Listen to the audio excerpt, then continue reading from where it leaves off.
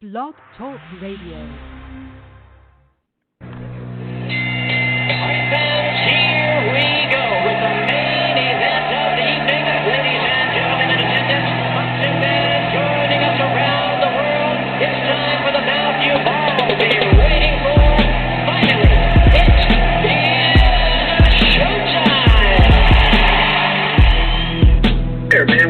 Dedicate our lives to this sport. We do thousands of sit-ups in camp. We run hundreds of miles, for the ones that take it serious.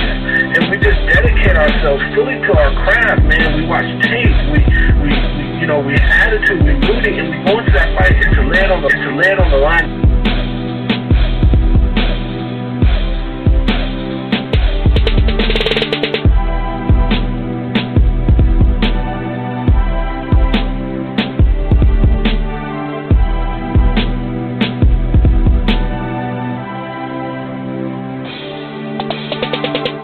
Hey, what's up, boxing fans? This is the Rope-A-Dope Radio Podcast. I'm your host, Chris Carlson. We are live on a Tuesday night, and we're coming off a great weekend. We are coming off a great weekend, and we're going right into Canelo Kovalev. Man, this stretch run that we've had has been really, really fun. Sure, we had the second week, I believe, of October, not so much, but then again, it's not like October is usually a poppin' month, and it's been exactly that this month. Obviously, we got to start with some recap from the weekend. Had a really, really fun weekend of boxing, no doubt about it. Like I said, it's really paying off. Obviously, we'll start with Taylor and Prograis from the UK. That was a really, really interesting fight, competitive fight. Taylor did enough to get the nod on the scorecard. But like I said, a competitive fight. And, Taylor had more adversity, faced probably a better guy just in general in post-stall. I think that helped him in the long run. Style-wise, I thought Taylor was mixing it up earlier as well. We'll get into that recap, though. We'll also recap a really good fight between Easter Jr. and Granados. No surprise there as far as, how good of a fight it was. Of course, we had one just ridiculous scorecard. I still can't believe that scorecard, but I really can't, though. I mean, at the end of the day, right? Erickson Lubin gets back on the good foot as far as facing a guy that we know as well. So we'll see where he goes from there. And then there was sporadic stuff. Oh, wait, Shakur Stevenson just had an easy time with Yoet Gonzalez. So we'll talk a variety of stuff. Beyond that, there is some other topics news-wise. That WBC, the last time we spoke, we talked the WBC convention. I wasn't sure if I brought up Dillian Whyte on that day. I can't remember about his WBO Mando status. But also, it sounds like Dillian Whyte's going to be back. He's going to return. It's like, okay, cool. So he's going to return. So what's up with the B sample? What's up with the hearing? What's up with everything? It's just, it's really, I mean, it's nice that they random test throughout the year. I mean, it's not like, as frequently, but hey, it's a good system that way, but it's a horrendous system when it comes. I mean, this was in July that this thing went down, the Dillian Whyte's last fight. And remember the Tyson Fury thing? That was all messed up. You couldn't really tell what was going on there because they said, hey, by the way, 6 months ago you failed this test. And we're all like, what happened? It's so backwards. So backwards. But also just some other news, the World Boxing Super Series Cruiserweight Final is running into some problems.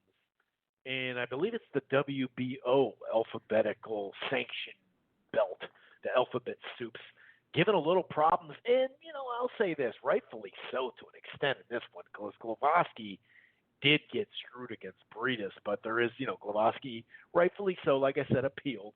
So we'll see if they get that figured out. Two things on Wilder and Fury.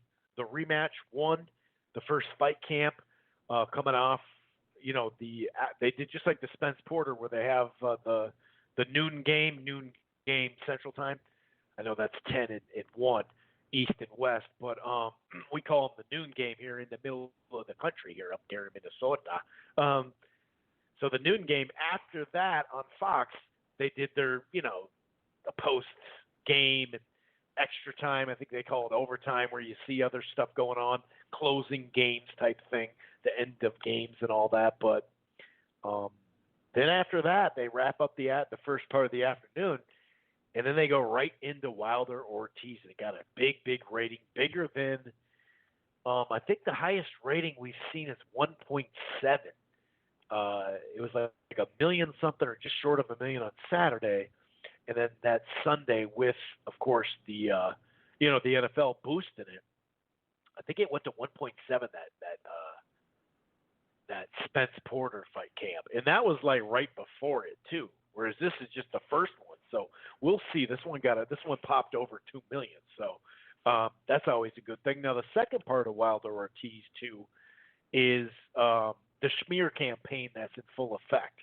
DAZN, as we know, DAZN has paid media members either straight up clearly. They approached me actually on a podcast level anyway, a while back, over a year ago now, I suppose. Is it already a year ago?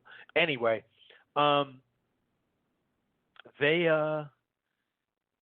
there was just some random tweets that, well, they weren't so random, that kind of circulated into a joke where other people started posting them too, but it's basically jump on Wilder Ortiz time. Oh, by the way, DAZN has a great schedule. Instead of just, hey, it's a great schedule, great value. It's really funny, this tweet that was going around, and it really reminded me right around this time last year, when the PBC had Wilder and Fury for pay-per-view, they had Pacquiao, Broner, and then Spence and Garcia. And I remember these tweets, and they lined up the money and all that. It's somewhat similar to this. So yeah, I'll just talk a little bit about that and just a variety of other items, some fights that got either maneuvered or finalized, whatnot, that type of thing. So, and of course, we got to preview Canelo and predictions. Canelo and Alvarez and Sergey Kovalev on DAZN coming up this weekend. There are some other fights going on ESPN. You have Burchell and Sosa. Is that ESPN regular or ESPN Plus? I got to check that again just to make sure. And then Brian Castellano returns against Wale Omatoso. So, and Wale got a nice little win. I thought Castellano beat Lara. It was a close fight, though, but I thought he beat Lara. But anyway, he's back, too. So there is a variety of other stuff, not just Canelo and Kovalev, but that will be the main focus. And, on those DAZN commercials, we've seen them in the baseball playoffs. We've seen them on Sunday Night Football. It's really cool that they have them, right? The only hack that I had is we didn't know who was fighting, the casual fan. It said Canelo, it said Triple G, it said Joshua, and it said Ruiz, right? And that's cool. I thought the highlights were pretty good. I liked it. It bring the fight season thing. It made a lot of sense. I definitely like it, but I was wondering when they're gonna not just put the names together, but give us a date too. Americans are so damn busy working and other stuff. And, of course, the sports and entertainment, as we know, just like when Eddie Hearn has now said it, now that he came over here and tried his hand at promoting, we got to know the dates, dude. And I finally saw a commercial where they're breaking down Ruiz and Joshua and Golovkin, but it's also Canelo, and then they have Kovalev in there. And then it says Canelo Kovalev, but there was still no date. It was like, really great that they're doing it during that time. I know that's a pretty penny to do that, so that's pretty dope. But I don't know. Also, it's like, hey, dude, put a date down, dude. Say it's a rematch between, Joshua and Ruiz. Not everybody knows that. You know what I mean? So kind of hit or miss there. But either way, anytime you see boxing getting, some sort of shine or a commercial or in a big spot, I'll take it. I'll definitely take it. So yeah, we're gonna start. Just making sure. By the way, the number to dial is 646-381-4990. So we're gonna, we're gonna break all this stuff down. If this is your first time listening to the Rope-A-Dope Radio podcast, it streams live right here on blogtalkradio.com/Rope-A-Dope Radio. It streams live at archives. You can find Rope-A-Dope Radio, though, the podcast, anywhere. iTunes, Player FM, Stitcher, Spreaker, TuneIn. Also on Spotify. In fact, I'm part of the Grueling Truth Sports Podcast Network that can be found everywhere, including iHeartRadio. In fact, you can use Siri or Alexa through TuneIn or Spotify to find the Rope-A-Dope Radio podcast or the Grueling Truth Sports Podcast, and that's boxing, football, baseball, basketball. Did I say that? I don't know. But a whole bunch of sports for the Grueling Truth. Head on over while you're at it. Head on over to thegruelingtruth.net. That's thegruelingtruth.net. They got a great sponsor over there, betnow.eu. That's betnow.eu. TGT is the promo code. That's promo code TGT as in thegruelingtruth.net. And one more thing. Now that the sports season is in full swing, we got the World Series maybe closing out tonight, maybe not. Football's in full swing. Basketball just started. College basketball's coming. Hockey's there. You need some sort of cable package. I got something for you here. You may want to at least take the 7-day free trial. And, actually the plans start very inexpensive. But try AT&T TV now. It's streaming cable. Like I said, it's a 7-day free trial. But the plans start as low as $50. That's HBO included. There's no annual contract. You can stream it anywhere. It's on the cloud DVR. I actually use AT&T TV now at home, and it's pretty solid. It's pretty solid. So just so you know, let's get into some of this stuff right off the bat, man. We had ourselves a very interesting fight between Regis Prograis and Josh Taylor, both coming undefeated. Both had belts. It was just a great scenario. Now, unfortunately, the O2 Arena wasn't as jam-packed as we normally see. It was a Scottish fighter fighting a U.S. fighter, and Taylor's just starting to get his name going in the UK overall. Obviously, if it was in Scotland, it would have been a different deal. But still, though, they made plenty of noise. We saw a lot of open seats that we're not necessarily used to when it's a big fight, but they still made a ton of noise. So kudos to the fans that did go there, because, like I said, it felt like a pretty, maybe a full arena, but still felt pretty damn good. And looked pretty good as well. As far as this fight goes, it was kind of like a game of adjustments, which is not really a big surprise. Taylor adjusted first. Well, first of all, he set the tone. Then he was losing. Then he adjusted, and Prograis adjusted too late. Maybe in the rematch, he would start a little differently, but that wasn't the case. I gave Taylor the first 2 rounds. Some close rounds, no doubt about it. Prograis landed, a nice jab and some body shots, but to me, the busier fighter with the left hooks, even the last minute, of the round, to me, he was just landing the better shot was Taylor rounds 1 and 2. But then after 4, I had it even. I gave Prograis, the 3rd and the 4th. I thought he started landing some nice jabs and following up with some power shots, but he also started moving his upper body and head movement. That's a key to what we talked about for both guys. Can they, use their defense? Now, Taylor, I thought, was still busier, and it felt like he was getting on the outside a little bit more.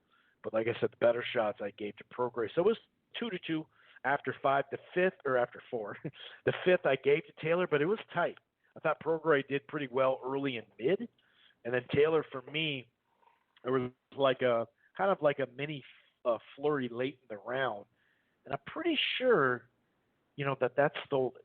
I thought that late work stole that round. I went right back to Prograis for the sixth, though.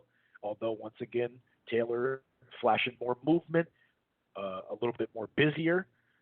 It was a two-way round, but I gave the harder shots to Prograis. So there wasn't as much separation as I saw on some cards out there while I was watching this thing live.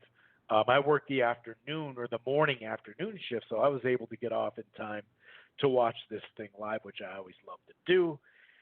So you're looking at, after six, I got it 3-3. Then I gave it to Taylor. To me, he started fast enough in that round and landed a couple flush shots.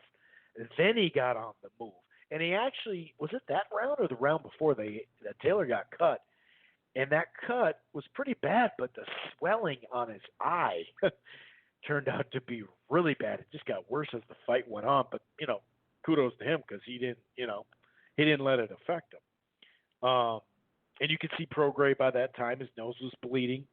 It was one of those things where you're like, did he steal the round? Because Prograis started doing better, in the rounds, late in the rounds, where I thought Taylor did a lot better early with that. Eighth round I gave to Prograis. And to me, this is when he started to kind of get on the move. But there's, maybe a swing round in there. So it felt like 5-3 Taylor, but it could have been 4-4. You know what I mean? That's the way I looked at it. But just judging by my scorecard, like I said, there was two, the fifth and the seventh, I believe it was, that were, you can go either way. But like I said, I'm comfortable with 5-3 after 8 in favor of Taylor, or like I said, the opposite where, it's a tie fight at that point. Ninth round, Prograis.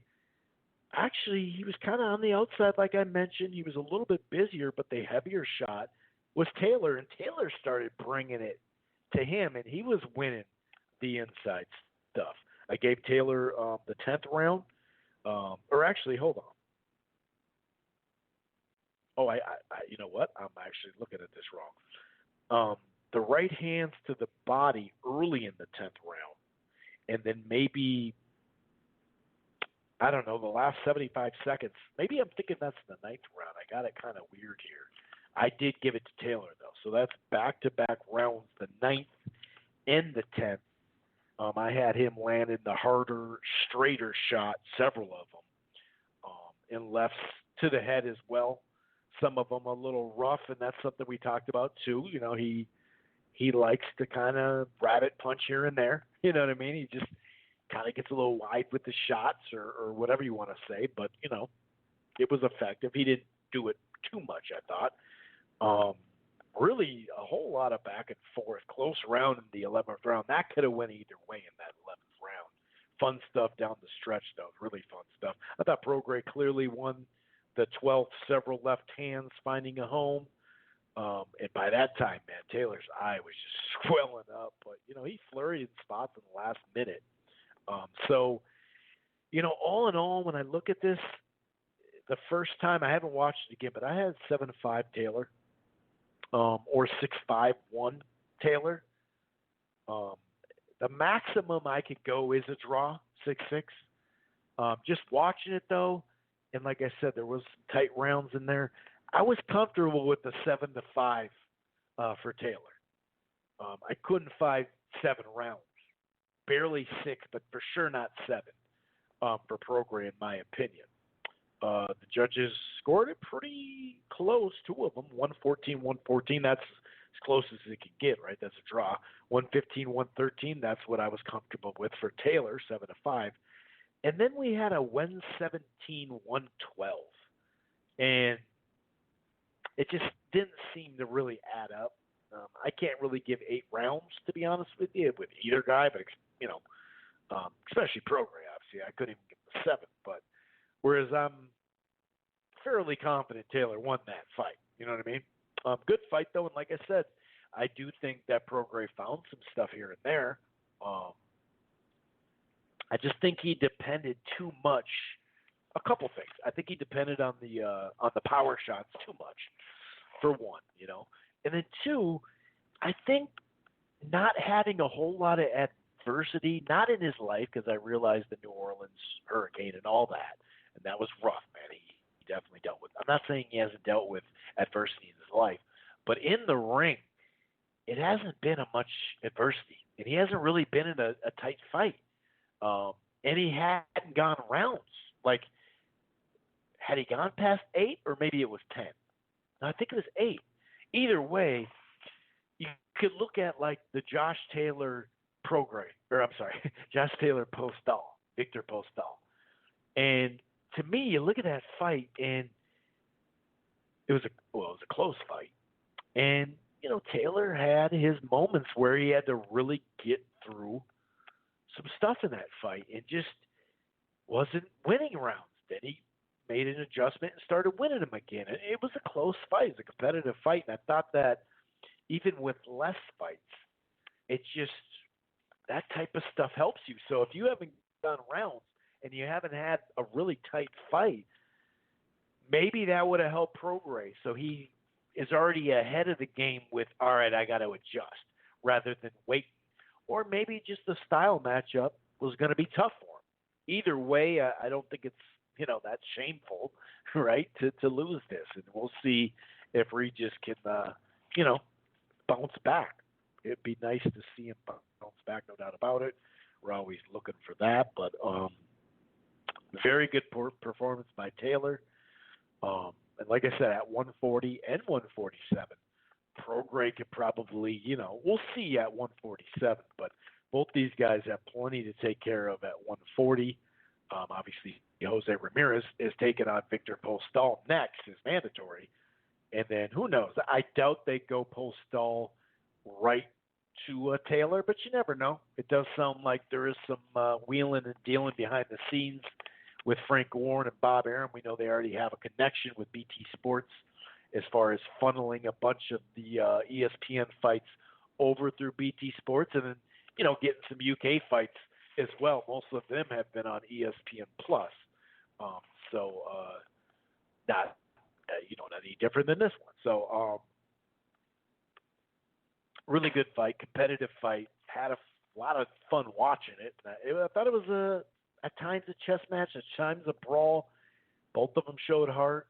It's always fun to see because it got a little heated, which it tends to be, whatever. Both guys were very confident, but it was pretty fun to watch, the pictures of them the next day hanging out, and both of them looked beat up, especially Taylor. He's the one who won, but it's funny because one of my friends, I was like, hey, he won. He's like, that guy won? Like with the eye jammy? So kudos to both of them, though. We'll see where they go.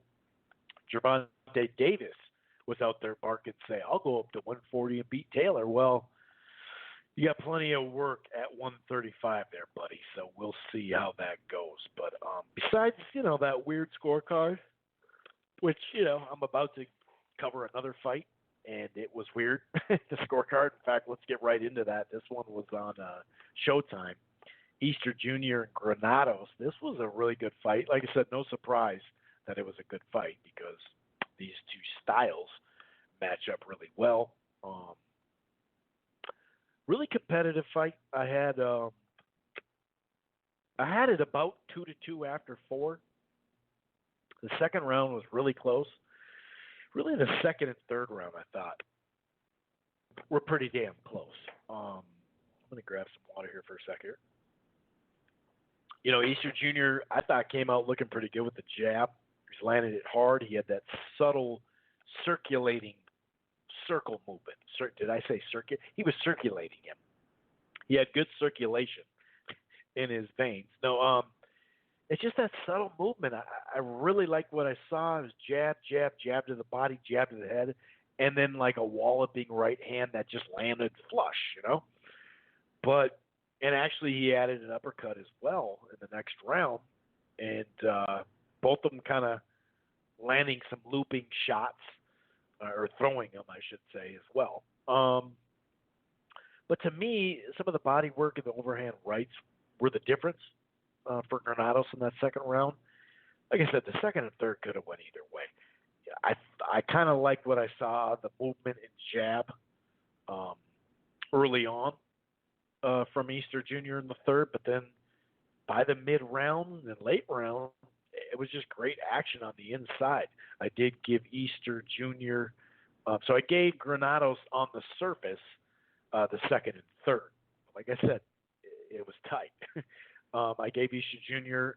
based off pot shotting, sticking and moving, the fourth, fifth, and sixth. And so that's where, to me, he started creating separation on the scorecards.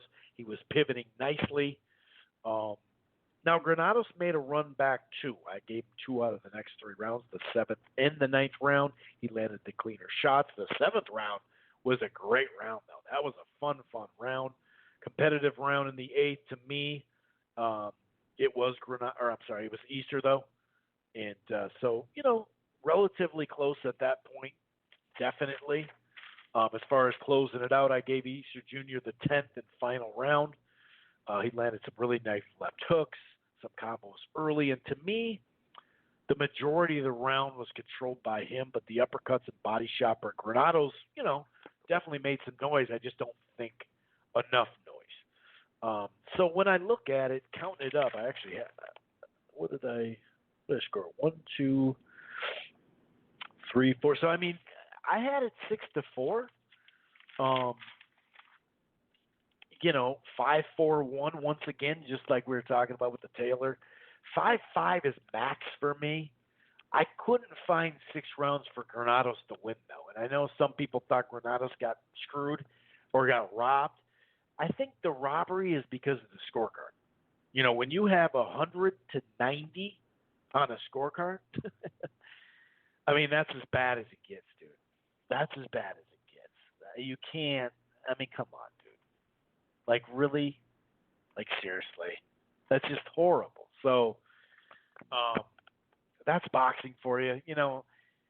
That card on the Taylor Prograis looks like a good card compared to this just garbage card, 100-90. So, literally every round went to Easter. Come on, dude. 98, 92, 97, 93 were the other scorecards. I was a little surprised at the copy box numbers. Granados was much busier. He landed 391 to 239. I don't remember. To me, though, I just felt like there wasn't that big of a gap as far as hard punches, though. And it's not like Easter Jr. For 10 rounds, he threw 821, whereas Granados threw 994. So he was almost 100 punches a round. He landed 39% to 29%, so that's something too. Now the jabs were Granados 68 to 31. 225 to 202 for the power shots, though. So that's kind of interesting that you had over like 160 more punches, but you a lot of them were jabs and not effective jabs. A little bit of arm punchy. I was okay with Easter Jr. getting the win. The robbery thing I think is silly. It was a close fight. I really think it just stems from that horrendous, horrible 100-90 scorecard. So people take that and go, oh, he got robbed. Well, obviously it feels like he could never win that fight. But I was comfortable with 6-4, 5-4, 1, whatever. Like I said, if you scored a draw, I don't see any problem with that. You know what I mean? Not at all. It is what it is. But it it was a good fight, though. That's for sure. It definitely lived up to what we thought it would be. And Granados, I know he thinks that he got robbed or whatever, and I understand he has been on the short side of some of these, decisions. And based off that 100-90, I could see how he's like, well, dude, I never had a chance.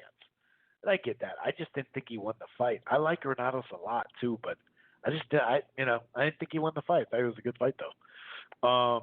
In the main event, Erickson Lubin. Oh, Frank Sanchez fought to boring decision. By the way, 10 round. That's good for him. Erickson Lubin and Nathan Gallimore. This is all Lubin.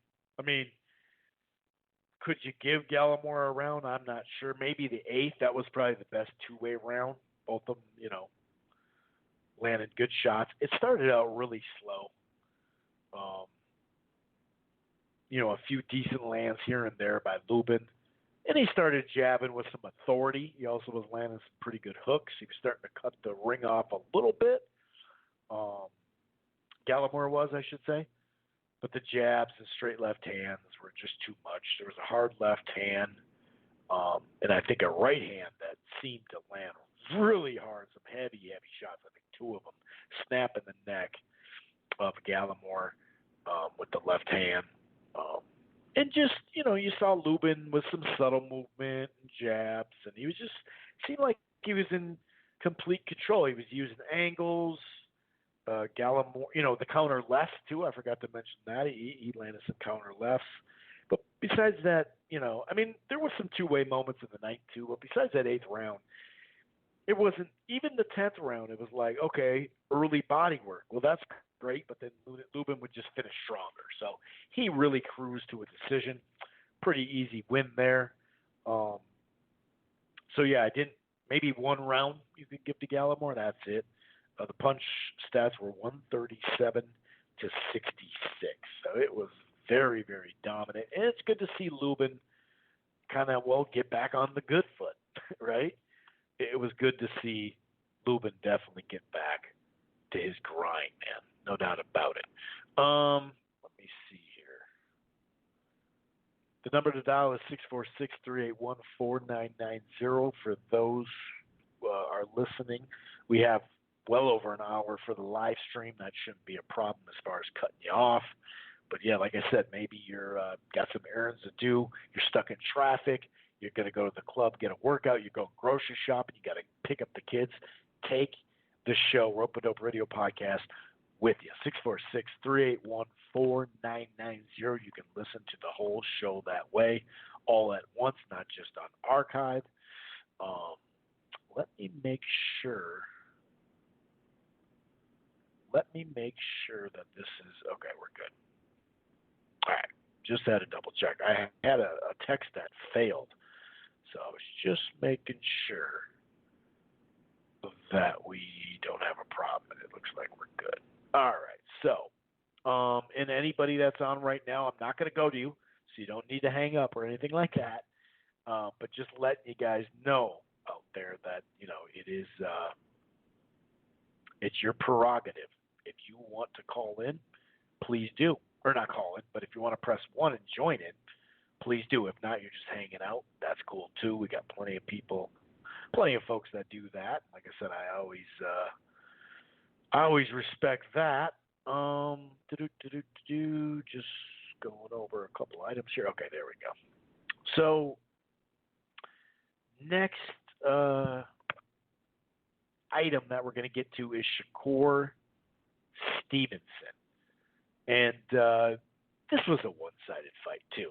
Just like the Lubin fight, very one-sided. Not much to write home about. There's positives. People were either really high on this performance and thought, this dude's the best defensive fighter in the game. His hands mean silly, all these accolades, which I think he does deserve accolades, where he's at and all that. Or it was like, people were really not happy with the performance. Like, he didn't try to finish them. When you have that level in front of you, you should finish them, especially if you're starting to become a name or you're trying to become a name. So, to me, there was some things that I think he did very well, but I have to admit it wasn't the virtuoso performance that some people saw. And I'm a person that has, Hagler, Leonard. I was with Leonard. Duran, Leonard.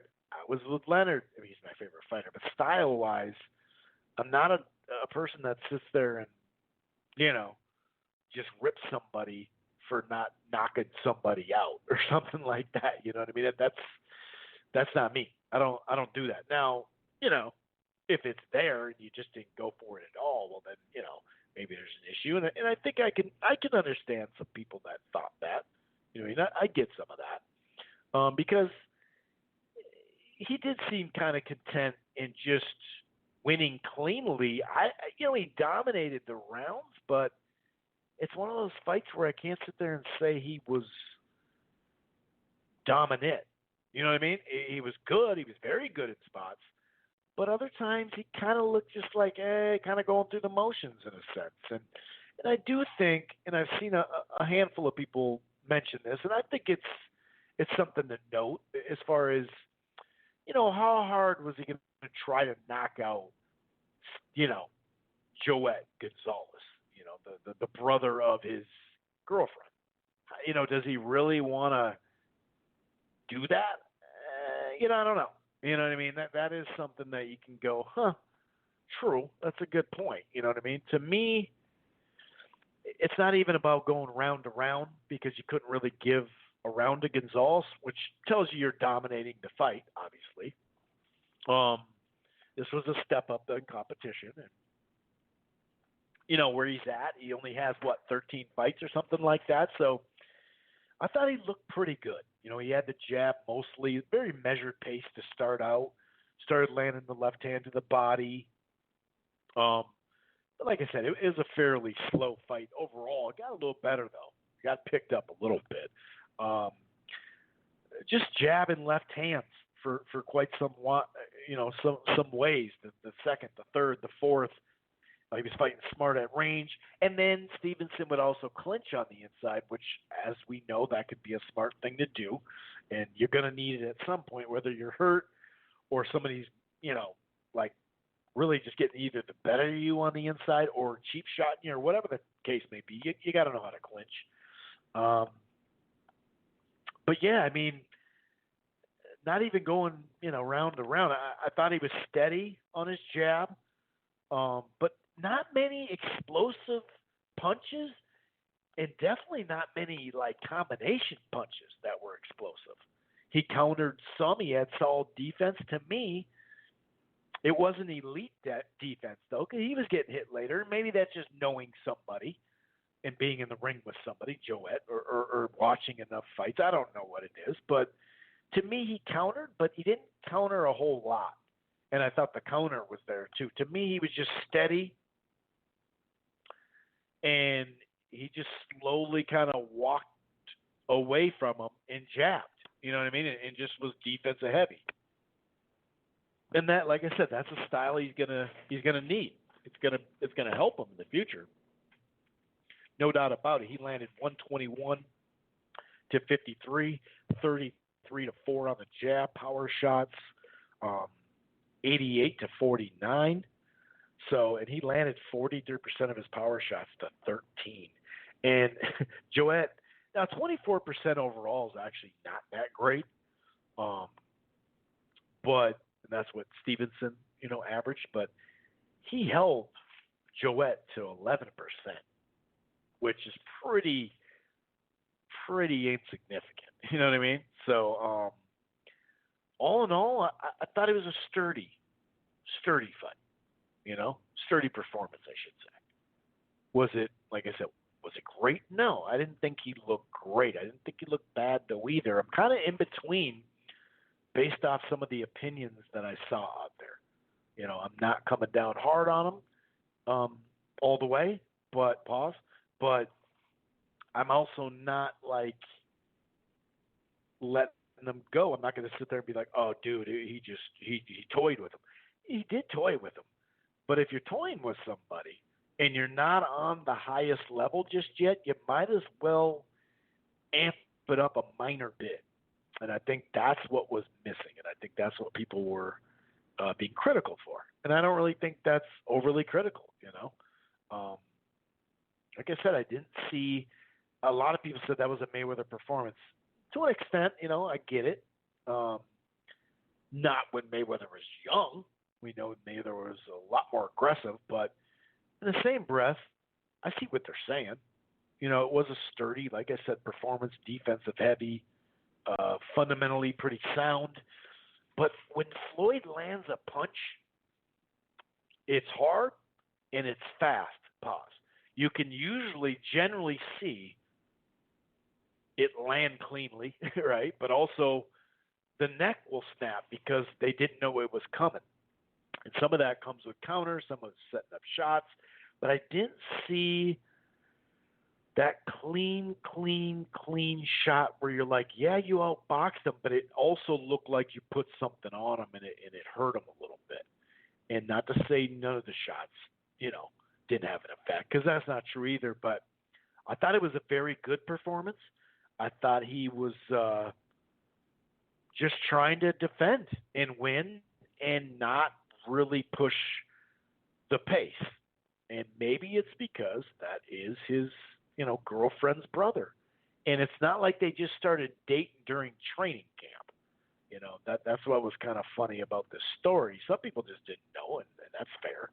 But sometimes it was kind of like, well, I mean, they've known each other for a while. They've been dating for a while. It's not like it's, I don't know.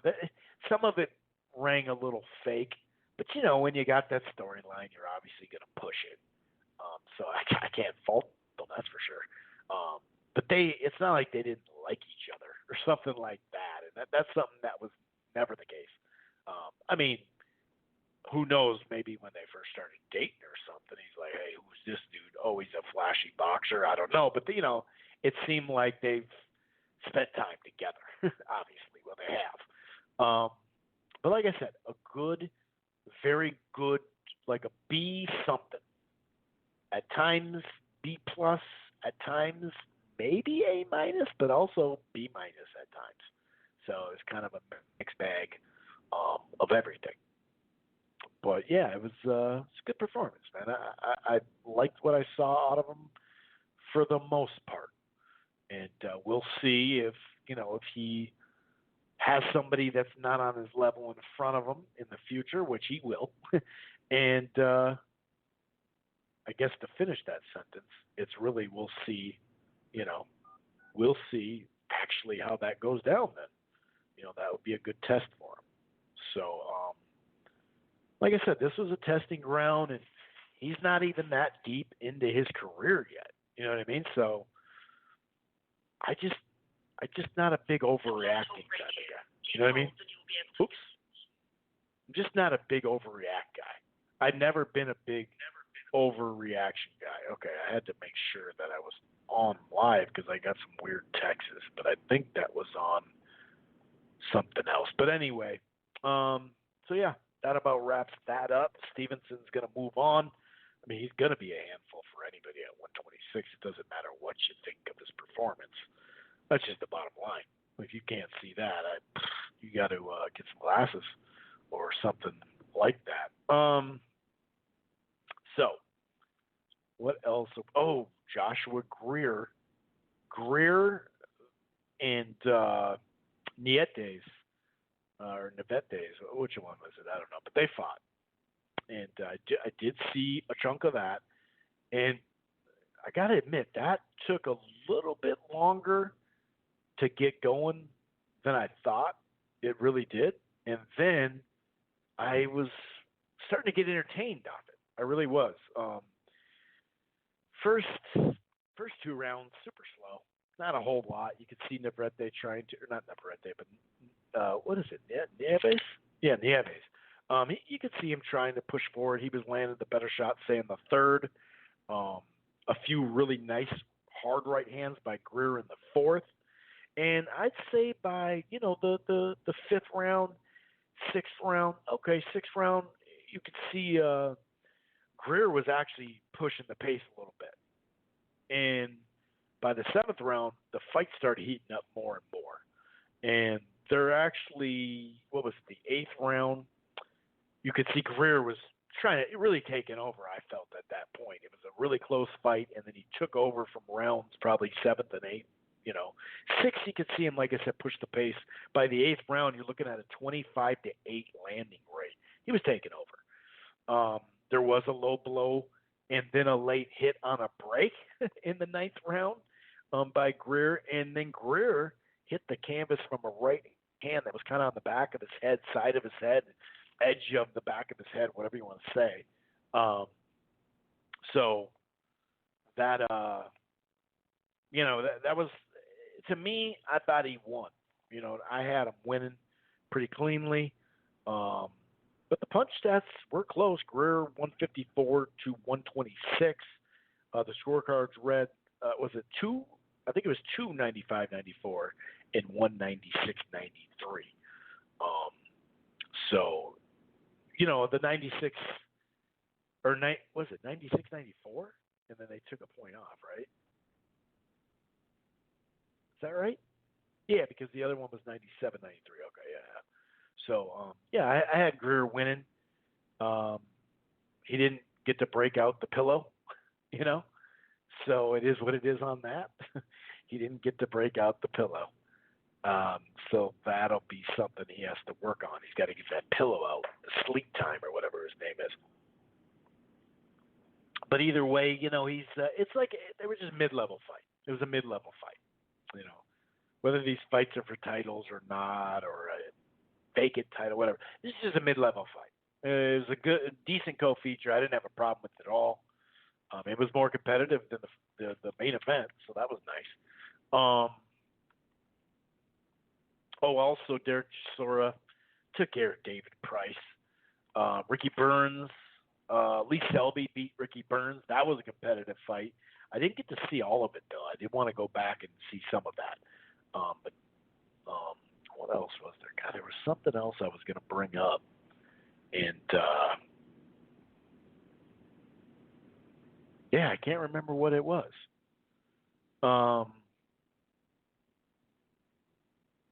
Okay. I think that's about it. So, let me make sure I'm getting so nobody dropped off from what I could tell from the list I saw earlier, or just moments ago, really, a couple minutes ago, really, on the switchboard. I just refreshed it just in case, and it seemed like the same people were on there. So the number to dial is 646-381-4990. If you're texting me, that means if you want to talk, just text me. Maybe when you every once in a while, when you press one, it hangs you up. Every once in a while, maybe it's doing that. That could be. So if you got on and you know my number, just text me and I'll let you in. Otherwise, maybe you're just hanging out. Maybe you just dropped and you just didn't realize it. You know what I mean? Let's see here. All right. So I'm going to go ahead and, so there's a local number. They pressed 1. Okay. So the number starting 651, that is a local Minnesota number. I'm going to go ahead and, okay. They just dropped. So when you press 1, it means you want to talk. Okay, so you can call back 651. If you want to just chill, that's cool. Maybe you accidentally hung up. Maybe you didn't try to hit 1 originally. That's cool. Nobody else has hit 1 right now. Everybody's kind of just chilling, and some of the regular people are in here. What's up? How's everybody doing? So, 651, if you want to talk, or if you want to just chill, sorry. If you want to just hang out and chill, that's cool too. I'm not gonna keep going back to you. Just, you can sit there and chill. I just thought since you had pressed 1, maybe it was accidental. But I didn't mean to have you hang up because of that. Hopefully it was just something that happened. Or maybe you just need to hang up and you're going to call back. You do have 57 minutes to call back in before the live stream is over. I'm expecting a handful of people to call in here to do these predictions, but it is an early show for me, on this show anyway. So it is kind of taking a little bit longer than normal. But I want these peeps to get in here. So I'm not going to go right to Canelo and Kovalev just yet. I'll break it down, of course. We're going to predict it. I'm excited for the fight, dude. It's just there's just a couple of items where you're like, yeah, I don't know, and we got to see it in the ring, and a lot of it's on both sides. We know Kovalev can box. Now, he's not an Arislandi Lara Floyd Mayweather on the move boxer. I'd probably say he's a little bit more like Austin Trout boxer, outboxing people, trying to anyway. I'm not putting Austin Trout and Kovalev in the same category for their career and all that. Don't say I'm doing that, okay? But I am just kind of trying to talk about styles, and you just won't have to cut off the ring as much against against Kovalev as you did against Erislandy Lara or Floyd Mayweather, even though Floyd brought the fight to him as well. But that jab and, like I said, circulation earlier, that circular pivot off the jab that settled the reach. Like, there are some tools that if Kovalev just sticks to them, with Canelo, you can't be like, oh, then he'd win the fight. Well, we don't know that because, the scorecards. If it's a tight fight, we know it's going Canelo. If you feel like maybe it was 7-5 for Kovalev, that could still go to Canelo, obviously, as we've seen. So it's just that jab. I understand that Canelo is a great body puncher. He sets up his punches really well. A lot of people say he's gotten better at cutting off the ring. Maybe, but he hasn't faced anybody that moved a lot on him. Even Khan didn't move a lot, and Khan was winning the fight until he got, until he wasn't, and he was flat out. And that's kind of how that fight was going to go. But, Golovkin did some stuff in the second fight on the outside. That was nice, but he was not moving away, and that's not his normal style. So it's a little different. You know what I mean? It's a little different. And if you can't hurt him to the body, you could be in some trouble. Now, we know Kovalev is not the Kovalev from 3 to 4 years ago. We know that. Now, he looked better in the rematch against Alvarez, but he definitely showed some signs of aging and just to the body. He can't take it to the body necessarily. We saw that with Ward. We saw that with the first Alvarez. He got hurt up top in both those fights as well. Looked good against Yarde until he got hurt and almost stopped in that fight. And Yarde is not some great fighter. I'm not ripping him, but who exactly did he beat going into that? Not much. You know what I mean? So it's not like he had this deep resume or something like that. So he got stopped. So is Kovalev going to be able to, get out of that and be able to get, out of trouble, out of danger when it's there? But that's what we're going to find out. And it's not like Canelo's this great closer either, per se. You know what I mean? I mean, he puts his punches together and all that. Don't get me wrong, very well, in fact. But this is a big guy that we're talking about. And if you don't hurt him to the body, well, you got to hurt him to the body. I don't think you're going to stop him with just headshots. So I'm just kind of talking my way through it. I do see now we have Carcino on the line, so I'm going to definitely pop out to him and see how he's doing and get his takes, for the fights from the last weekend. And, of course, the big one here, Canelo and Kovalev. I'm going to go ahead and bring in Carcino to the fold. What's going on, Carcino? How the hell are you, man? Oh, man. I've had better days. Uh-oh. I've had a rough better one? days. Yeah, it started with the fight. I lost a bunch of money gambling. I couldn't get nothing right. Oh, that's right, because you went with the underdog. It was the underdog week. Oh, yeah. This was a prime example of going with your heart. Going with your but the heart key is these situations all the time. And the key is you're admitting it, though.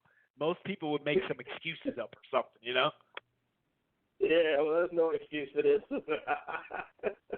I was going with my heart. I'm like, the David Price fight was completely hard. No I'm like, kidding. come on, David Price. I'm like, I mean, you would have thought this was a big, major pay-per-view fight. David Price, I'm betting on David Price. This guy, I was so convincing. This guy next to me almost bet on David Price. He was thinking like we got a shot of winning this thing. Oh, like, he's looking at those odds too. He's like, wow, I don't got to put much money on it either. He's looking at those odds. I told him like, Andy Ruiz happened, a replacement. This guy wasn't training for David Price. He's like, you know what? That sounds right. I just hope that guy didn't bet on David Price. Oh my goodness. Well, they've opened a sports book up here in Chicago, like in the Horseshoe Casino in Indiana. So everybody's like rushing to the sports book now. Right. Yeah, they got that in Iowa now too. They got one in Iowa. I'm gonna go down to it's like something Bluffs. I can't remember, but they got one down there. But you can't bet on an Iowa team there. Isn't that funny? Oh man, only Iowa would be that backwards. Yeah, right. It's like, okay, fine. I'll just get some corn 10 and years from now, they'll say, you know what? You can bet on teams from Iowa now. Yeah, exactly. Probably a couple years. Yeah, but man, watching these fights was incredible though. Oh man, they were all like engaging. But let me start with the Shakur Stevenson one. I want to talk about that one because I was so disappointed when that fight started, the whole card, and I saw they had a 24-by-24 ring. I said, oh, wow, that's it. Fight's over. That's a 24-by-24. There's no way he's going to catch him. I was sitting here, I'm telling my buddy flat out, I said the fight's over. Right. I said, Joseph can't get him.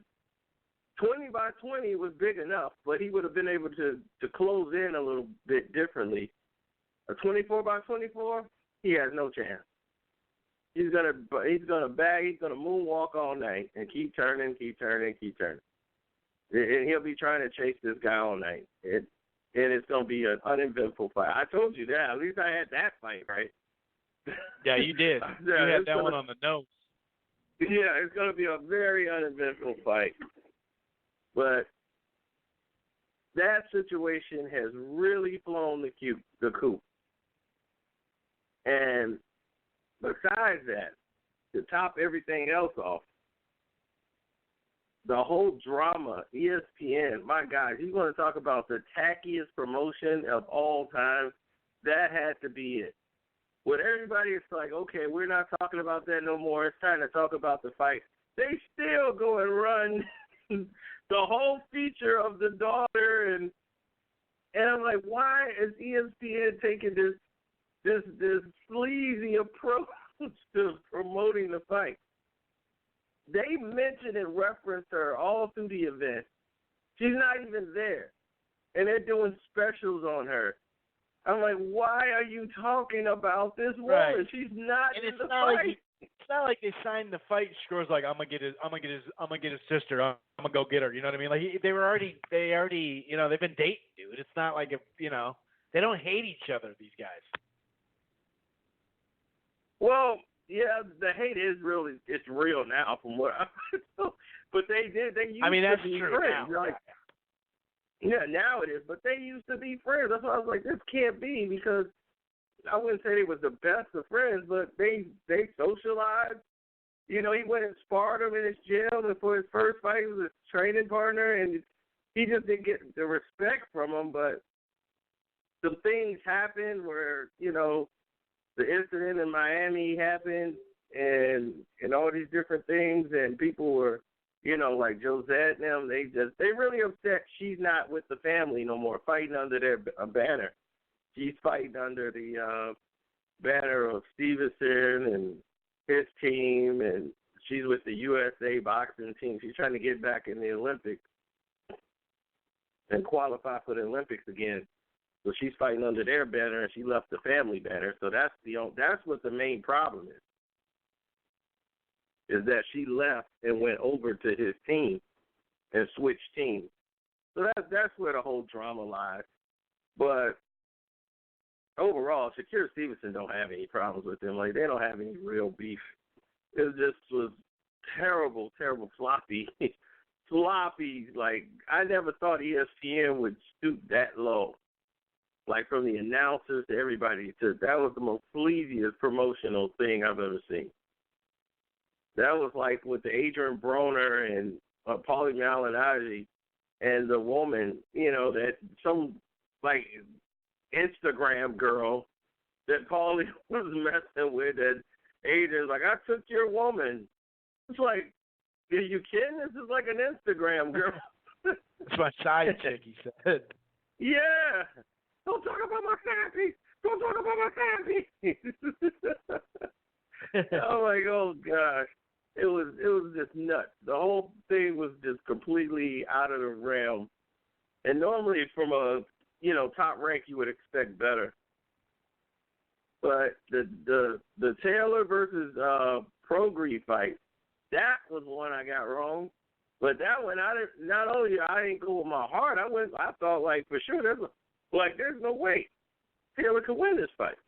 But Taylor actually showed some boxing ability, showed some angles a little bit, but even when they fought in close, he was like, wasn't afraid of that. And he was like showing that he had some bite. And he was hitting him with some good shots. I'm like, man, he's catching Regis on the end of these shots clean. And Regis is not moving. He's coming right in. He's not working. Right. And I looked at Regis, and once the weigh-in took place, Chris, that weigh-in was so telling. And I said it then. I said, man, he had to strip down to make weight. I said, he was going to be like 154 on fight night.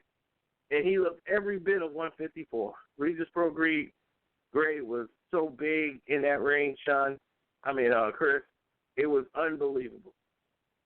He was so huge. I was like, he can't make 140 no more. He might as well go to 47. This might have been his last fight at 140. Because if he tries to make 140, he cannot make it at this weight class no more. It's killing him. I'm like, his body is telling him to move up. Because that was the biggest I've ever seen him look in a ring. And I said, my goodness, he's huge. And when the fight went on, he couldn't do what he was really saving it up to land a big money, big power shot and get the guy out of there. And they were having effects when he was landing them, like late in the fight, once Taylor started to slow down. But Taylor had so many rounds in the bank, I thought you could have had it 116 to 112, 115, 113. But there was no way Regis won the fight. No. A lot of people were like, man, I think it was a draw or Regis won. I'm like, it's some rounds that could have been close, but I think they really wasn't, because I just said Regis didn't do enough. And I don't know how you scored it, but I definitely had it. I had it like 116, 112, 115, 113. Any one of those was fitting for that fight. Yeah, I had it 7-5. I had it 7-5. Right. The max I could go is a draw, and it still didn't feel that way. I thought Taylor won. I'm right with you. I like how Taylor made adjustments early. Prograis made that adjustment way too late, though, but I like how Taylor was mixing it up on the outside and inside, and like you said, also roughing him up on the inside, landing clean shots. He just seemed like he had more of a game plan, and he had gone against Victor Postol. He had gone more rounds, whereas Prograis, to me, seemed like he was having problems adjusting with adversity, thinking, I'll just hurt him with my shot. And maybe the weight issue, played into that, like you said. And also, he had only been, 8 rounds once or something like that? And we know that that's tough. Sometimes you got to get through that 10 or 12 rounds once, and then your body's ready to go, and then you can kind of make an adjustment or whatever, but kind of pace yourself. I could kind of see, not that he was super tired and blaming it on that, but that played a part, and it was just too late of an adjustment. I really thought he was depending on his power too much. Yeah, exactly. That's all he's known, and that's why I thought, like, yep, this fight's going to be over once he touched Taylor. But he touched him a couple of times, and Taylor took it and was able to come back. When he did get, like, stunned a little bit, I think the 8th round he had his best round, Regis did, and Taylor took it and was able to, like, use his, like, you could tell he's been hurt before. He's been in some tough fights, so he took the shots. He knew how to, to get on the inside and start working, smother the punches. He was I'm like, man, Taylor is showing me some grit. And I didn't expect to see that out of him. I thought he would fold. And then as the fight went on, like the last couple of rounds, he was pretty much tired, and he kind of knew he had it in the bag by this point.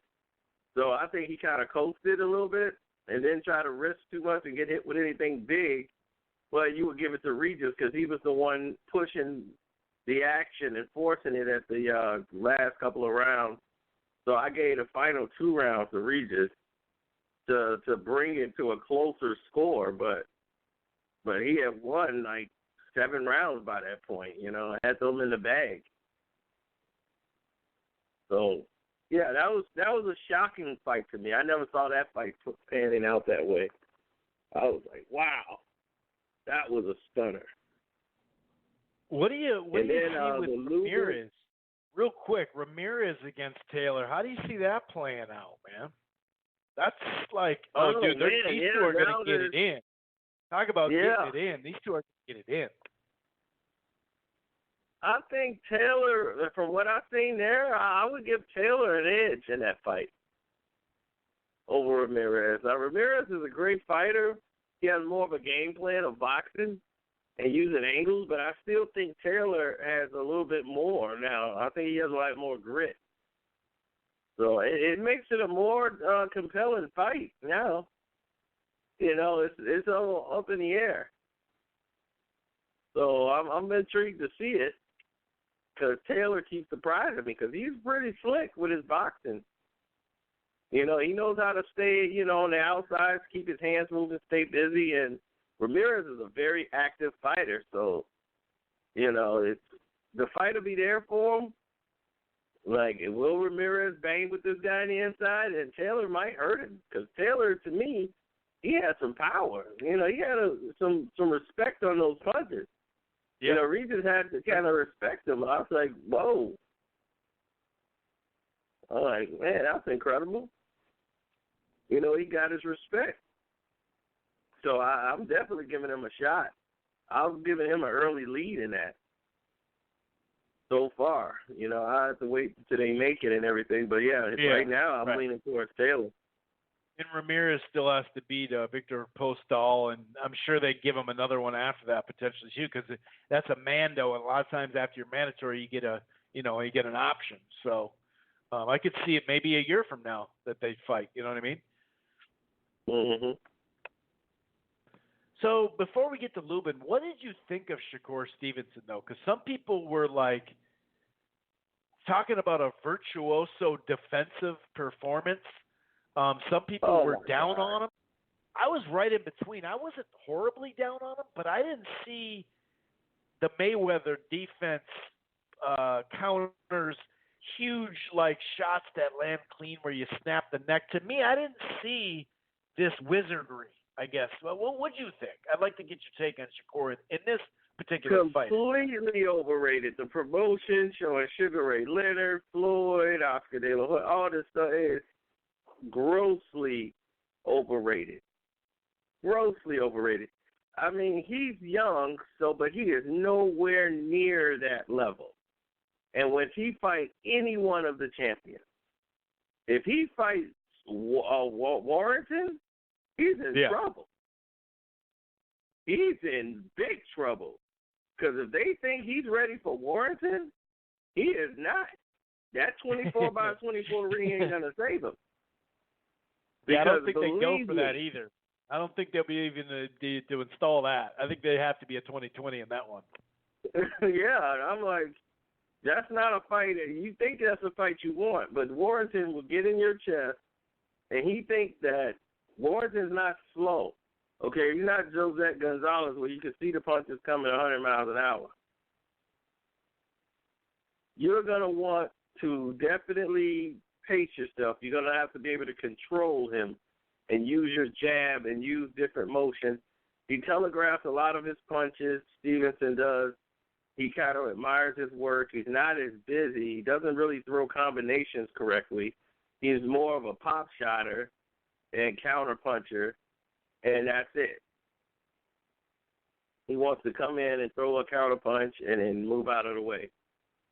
counterpunch, move out of the way, and that is not the move. That is not what you're supposed to. Yeah, the people that are saying Mayweather, you could tell when Mayweather lands a punch, dude. You know what I mean? It's clean. It's a head snapper. The dude didn't see it coming. There was no explosiveness in his punching or combos. Well, that's the thing. He's not. Floyd do a lot of different things before he throws a punch, and a lot of people don't really see it. He throws a lot of things. He looks you off. It's a lot of subtle movements before he throws a punch. That's why when he's able to throw it, somebody's head gets hit cleanly, and then it snaps all the way back. And that's why when you see these things happen, you go, wow, this is amazing. Because I'm watching Floyd Mayweather do these things and he's acting. I'm seeing him while he's like sparring and, going through the motions and he's dipping his head back and forth. He looks down, he twists his fists around. And while he does these little movements, he'll throw his hands up and he'll shoot the right hand. It's all these little subtle moves that he does that make the fight look beautiful the way he does it. It's like artistry. But these younger fighters, they forget these tools. Have never been taught them. And they only know the basics, and they think they're, doing good just because.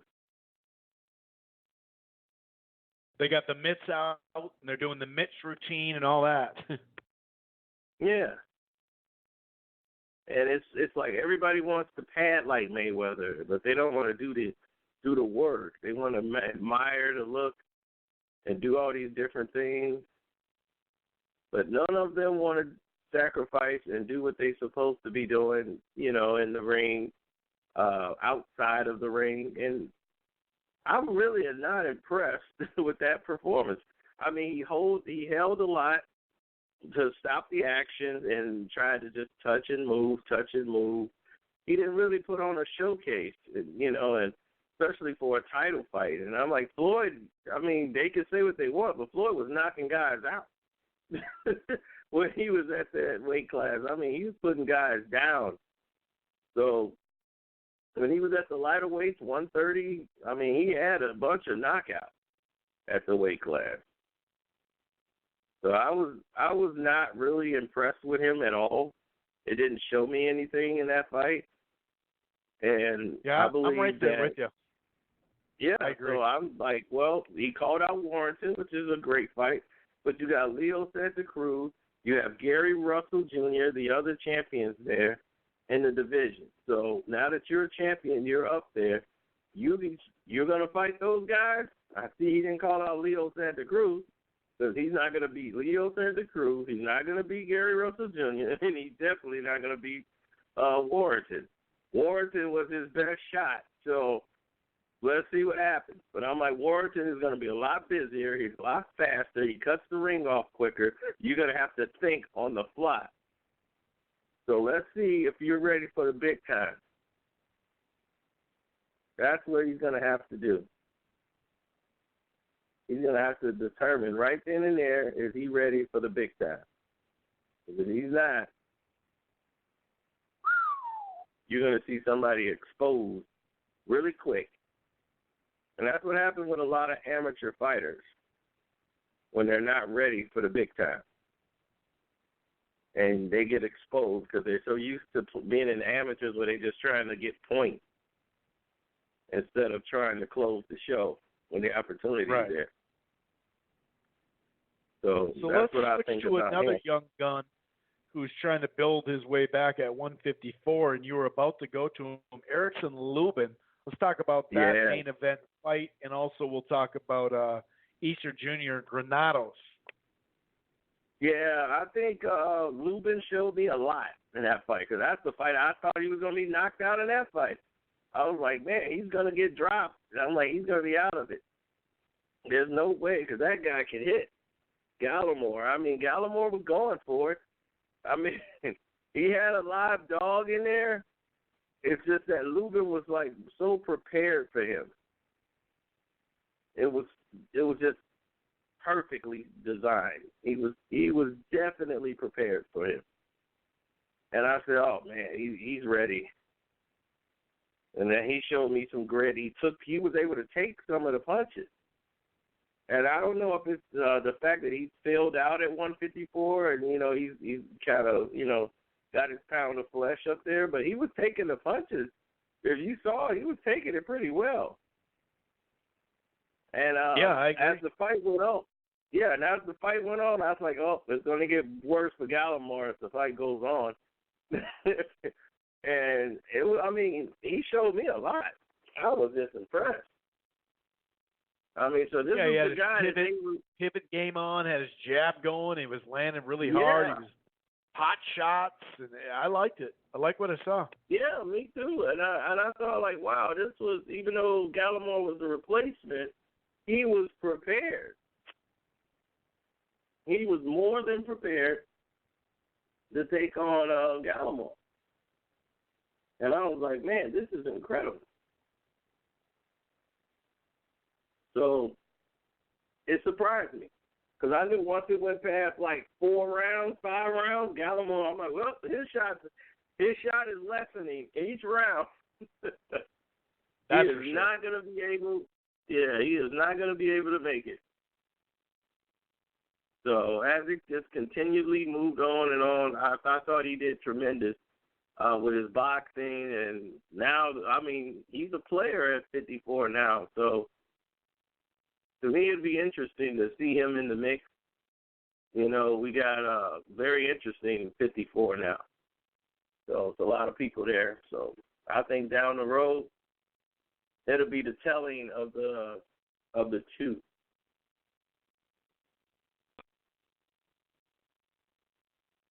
Then Easter Junior Granados was a very competitive fight. No surprise there. Good back and forth. Oh, yeah. Obviously, that one scorecard was just ridiculous.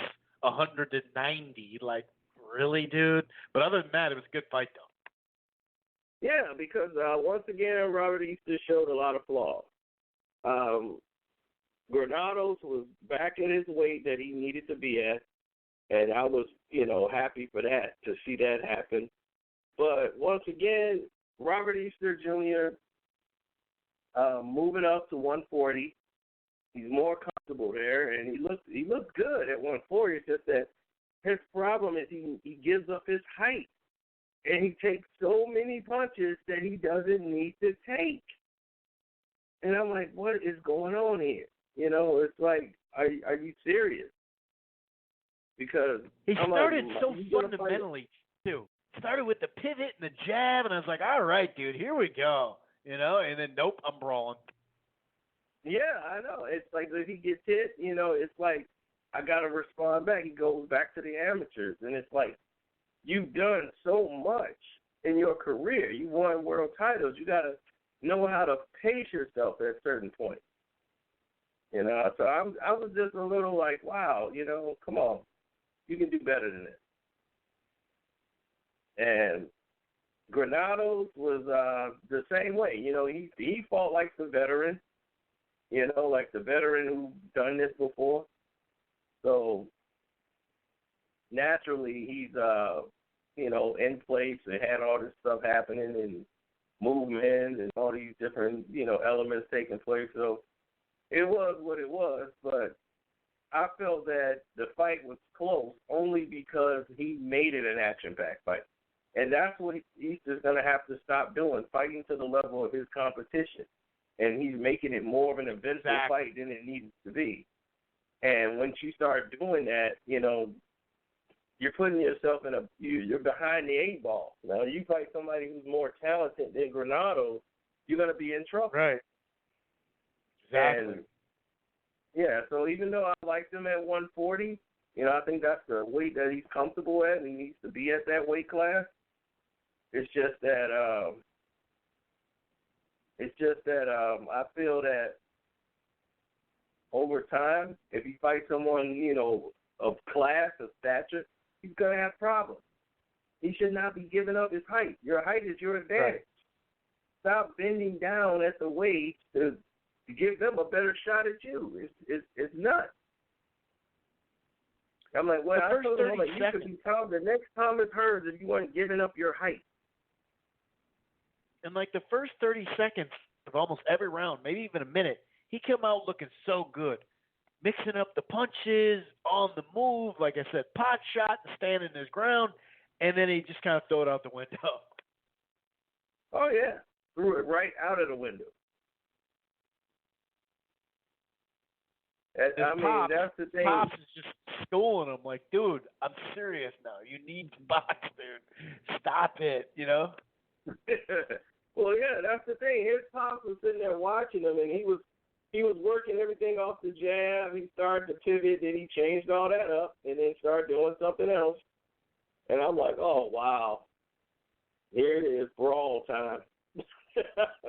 He got hit. Granados hit him with a good right hand, and then it was brawl time. Who'd you think won the fight? Time. How'd you score that? Did you think Easter did enough, or did you think it was a draw, or did you think Granados? I had it on 7. No, I didn't think it was a draw. I had it 1 round for Easter. Me too. I had it 1 round for Easter. That was it. It was close, but I had it 1 round for Robert Easter because I felt he landed the more telling shot. He was active. Granados landed. I just didn't think they had. They didn't have more impact than the ones that Easter was throwing, like the uppercuts and everything else. He had the more flashier punches, but I'm like, man, you're getting your bell rung in there because you're giving up your height, man, and it's a good fight, it's a win, but you shouldn't have won. You shouldn't have had to work that hard to get that victory.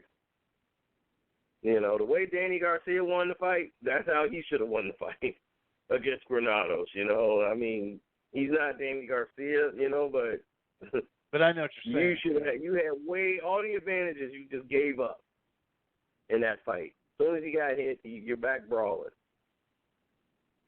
Oh, man. That's been his whole career. His entire career has been marred with that. The fact that he's making an easy fight a tough fight. He's been in a lot of entertaining fights, too. Shavakov and Comey, and really just that Fortuna fight. Other than that, it's all an action fight besides that. Yeah, that was interesting. What else do we got? Is that it? Well, what was that? I think that's about. I think we covered it all. Yeah, so now we can get to Canelo. That fight is this weekend, ain't it? Yes, sir. It's just popping up on us, man. Yeah, it's creeping up. And I got to say, this has been the worst. That DAZN, those 10-minute things that they set up was the worst I've ever seen for a promotion for a fight. I saw 2 of them, like the 40-something it's called. Yeah, 40 days. 40 days or whatever. That is the worst I've ever seen. I said, I don't know what this is, but this is terrible. The 40 days thing, 1 and 2, 10 minutes. I'm like, what? 10 minutes? I'm like, what? Did YouTube have you on a restriction or something? What is it? You guys can't get more than 10 minutes? The 10-minute. Remember back in the day, dude, the 10-minute restriction. I forgot about that. I remember the 5 minutes. You had to wrap everything up in 5. Right. You had to make part 1, 2, and 3. Ugh. Then when you got 10 minutes, you were excited. But my goodness, this was ridiculous. I'm like, then the way it's shot and directed is like, what are they trying to do? Is they making a commercial or are they making a documentary? Like, they'll show you all these different flashes of things, and they show them walking, and then some more flashes. I'm like, this was like a car commercial. What am I watching here? I got to check it out. I haven't seen it yet. Oh, God. I haven't Once seen you it see yet. it, you'll laugh because you'll remember everything I just said. Right. You're gonna say, yeah, this is like a car commercial. Canelo in the suit walking, and they're showing clips of him doing different stuff, hitting a bag only, no sparring, no nothing, just him hitting the bag. Then he goes back to walking. I'm like, who is directing this? He'll take like a bite of steak and go back to punching the bag. Yeah, and then they cut away and talk to Draymond Green and DJ Khaled.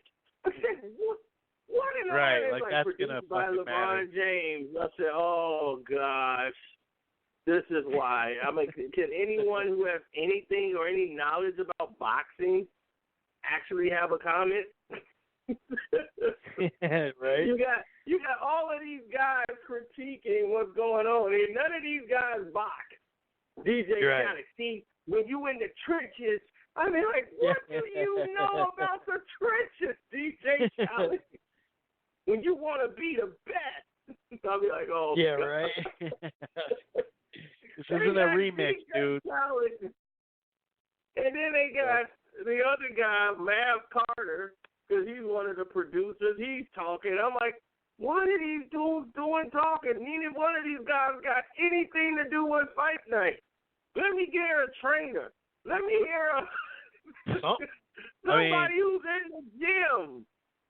It's like if you're a producer, just produce, dude. We don't need clips and segments and stuff like that. Right. I'm like, let me hear somebody else. Let me get somebody out here who definitely have something to do with this fight. You're not going to get that to part 2 before you get one person in a camp to do some talking. Oh, yeah, you know, those fight season commercials have been interesting because they paid a pretty penny where they placed them. So it's like, okay, Sunday Night Football, we've seen it in the World Series, or not in the World Series, but in the playoffs, and you're like, okay, this is pretty cool. But, Carcino, they don't tell the date. Like, dude, Canelo Kovalev, give the date, dude. Like, these are casual fans, man. You gotta say November 2nd, dude. They finally brought up Canelo versus Kovalev. You know, you got to see the verses, and I was like, okay, cool. Still no date though. Cool commercial, no date. Oh wow, unbelievable. Yeah, because they'll run through. You think at the start you think he's fighting Golovkin again because it's like Canelo, Golovkin, Joshua, and Ruiz, and I was like, oh, that's a cool one, and that's been running for like a month. I was like, all right, that's cool, and I figured they would make edits and start to shrink it up to when the actual fights are coming, and they did. Then they made it Canelo Kovalev, but they didn't even get the date. We don't even know what the date is. We just know it's fight season. Well, they don't realize it's sports season in America. You know what I mean? So you got your fight season. Exactly. It's the fall, dude. It's the fall, man. This is where everything's popping. Exactly. And, I mean, all these sports, football is back. You got basketball back. You have all these different things taking place. The Lakers are playing right now. I'm supposed to be live. People are waiting on me to go live. Memphis is up big on the Lakers, and it just started. So I'm like, oh, man, they definitely waiting on me to go. But nothing's going to stop this. We got to get this Canelo fight broken down because this is a major fight. No person ever has made it to this level as far as one Hispanic was able to pull this feat off. And Canelo, he was a much bigger guy than Canelo, in my opinion. But Canelo has the boxing ability. Now, pretty soon he's going to move up. All this moving up in weight is going to hurt it. Because if he's trying to go down to 160, he can forget about it. He might as well let those belts go. He's going to have to fight at a catch weight of 64 or something in that area. Moving up to 74, these guys walk around at 190. Canelo doesn't. This is a whole different type of feel of punch. And the danger is that Canelo, and for Canelo, is that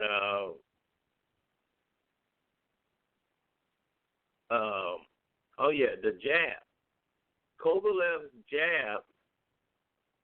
Kovalev's jab is very educated and strong. So, and Canelo, I know he moves his head a lot, but you can't. He took a lot of jabs from, Triple G. You ain't going to be able to take that many jabs from Kovalev. Now, if you can survive 6 rounds with Kovalev, then, yeah, he'll be in position to, definitely, win the fight and stop Kovalev. If Kovalev gets tired, everybody's saying, well, Canelo goes to the body, it's better for him. You go to the body, that should be it.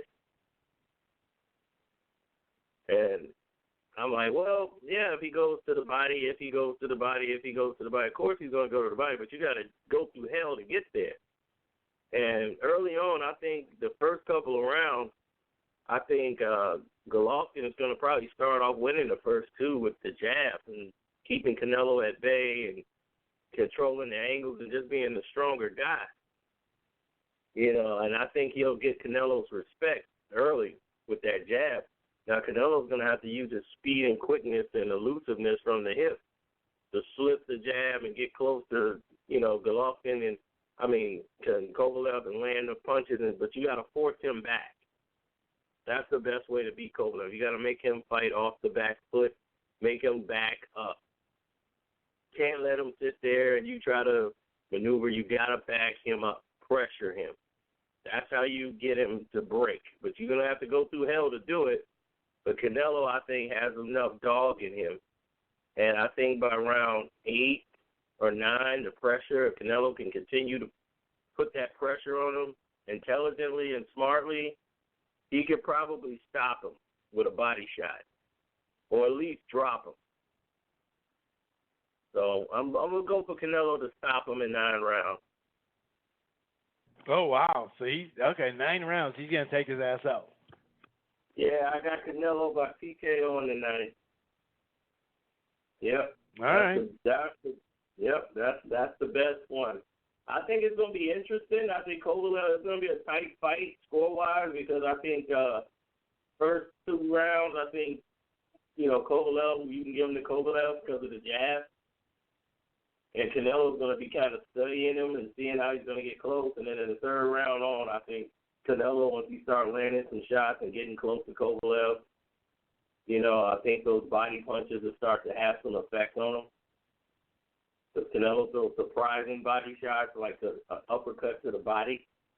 He leads off with it and comes with a right hook after a feint, and I think that will hurt Kovalev very much. When he throws that left uppercut to the midsection, it's very powerful and very fast. And when that happens, it catches you. It caught Triple G by surprise a couple of times, and it slowed him down. And that's why Triple G really didn't throw the right hand, because he was trying to using it to guard his body, because he didn't want to expose himself to Canelo hitting him with the body shot. And that's what happened to Triple G's right hand. And people are like, man, Triple G's not letting the right hand go.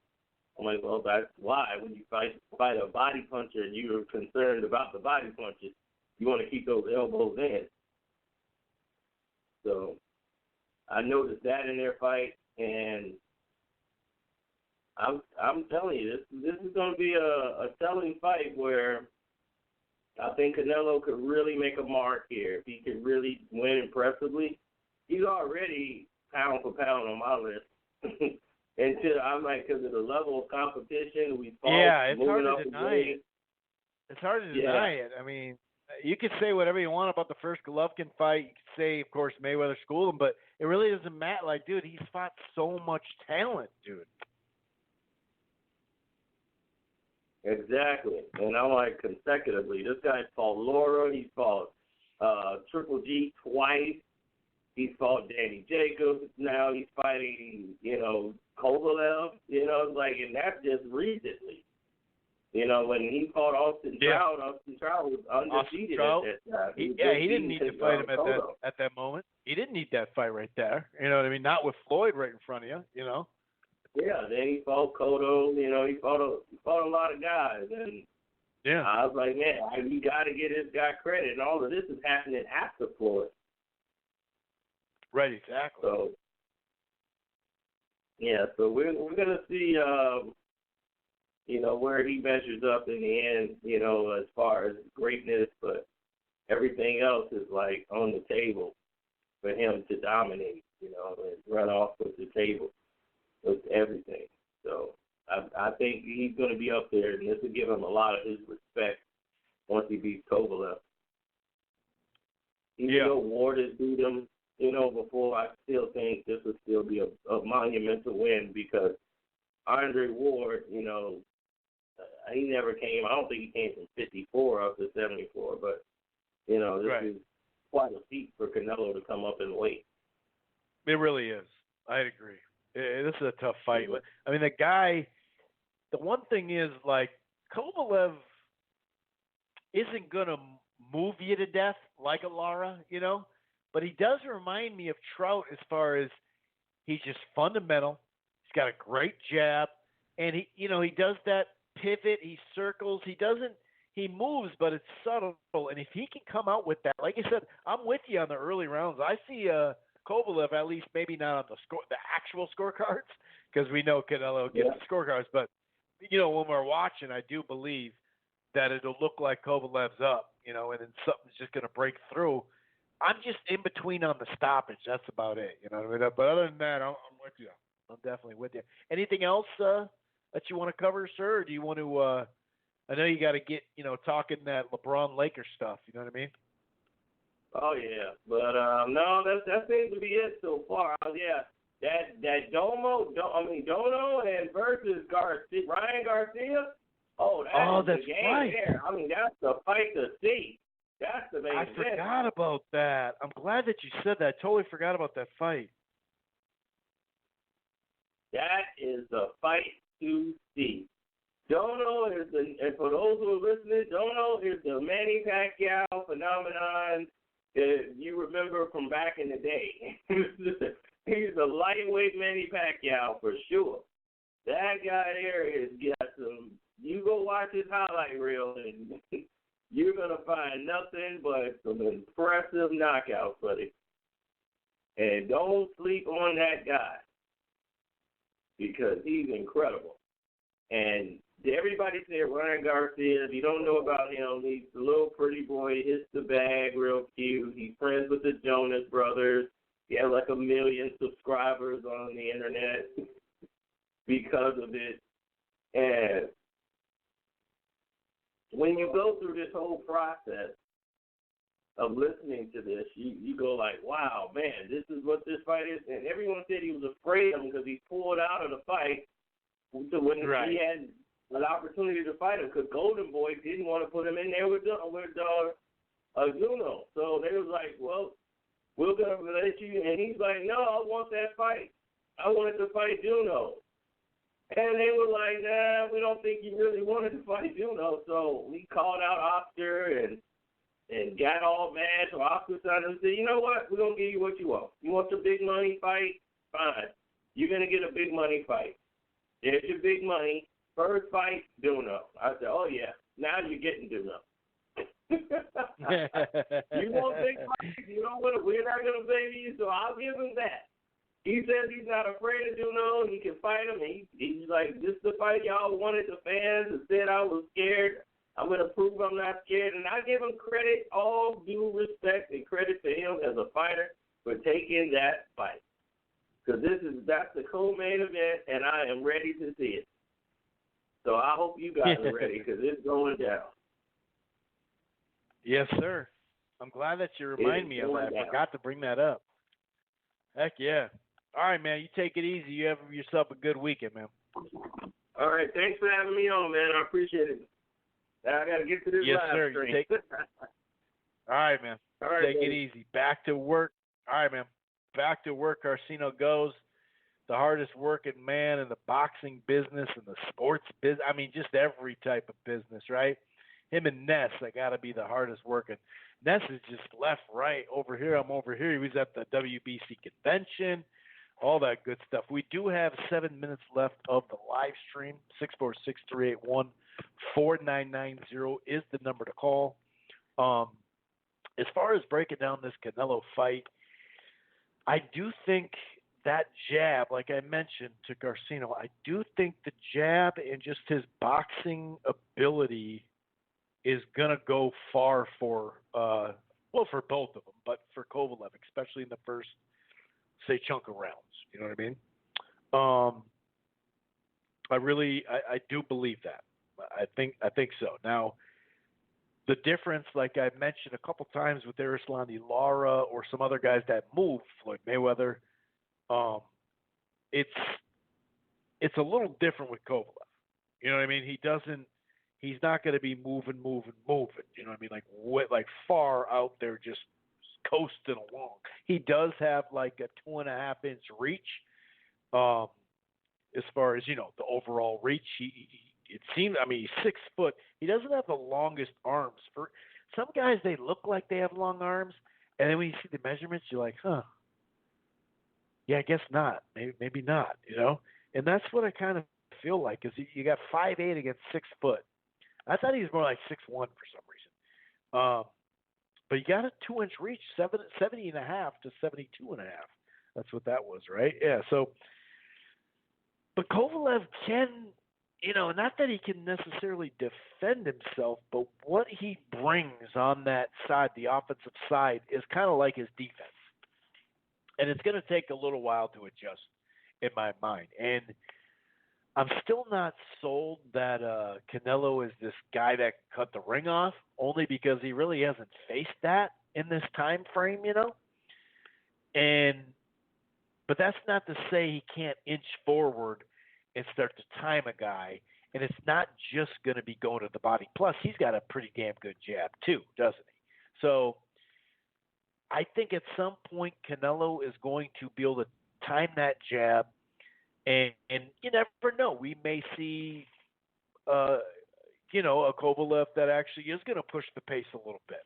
We may see somebody that wants to sit in the middle of in the ring. And just, like I said, pivot and move laterally a little bit. I'm not totally sure how the style is going to go. But what I do know is Canelo's really not a finisher in my mind. Now, he does have a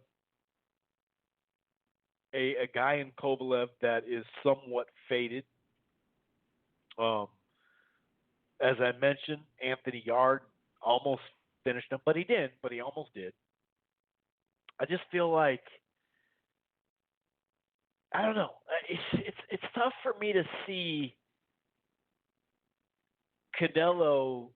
Not that he'd be chasing him down, because Kovalev doesn't move like that. He's not running around or moving around immensely, right? It's more like subtle movement, like I've been saying. And so maybe he's going to say, well, I'm the bigger dude. I'm going to have to, hold my ground too. That could be, and like I said, maybe he'll be more of a patient crusher and come forward. I don't think he should come forward like his style from a couple of years ago, and Buddy McGirt, it seems to be a good match between him and Kovalev. And he said, we're not looking to be the bigger guy. We're looking to be the better guy. So that tells me he's going to box and circle and all that. So I think it'll take him a chunk of rounds, Canelo, to figure it out. Once he does, though, I feel like he's going to land the crisper shot.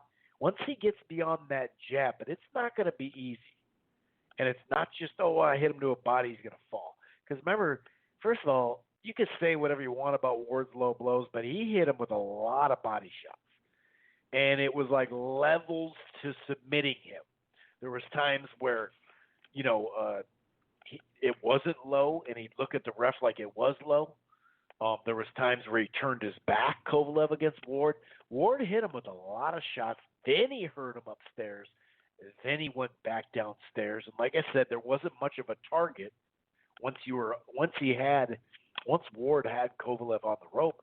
There wasn't much of a target. So where else was he supposed to punch him? You can't bend your head, down like that and protect yourself to the point where you're kind of leaning on a rope. There's no, like I said, target. So, I just don't, and you could see Ward really going for it in that fight. And maybe because Ward was healthy in that second fight camp, you could just see his body looked way better. Pause. It really did. He looked in great shape. And we know a lot of that had to do with the shoulder, and he was also having problems with his knee swelling up, and so he couldn't really do the road work that he needed.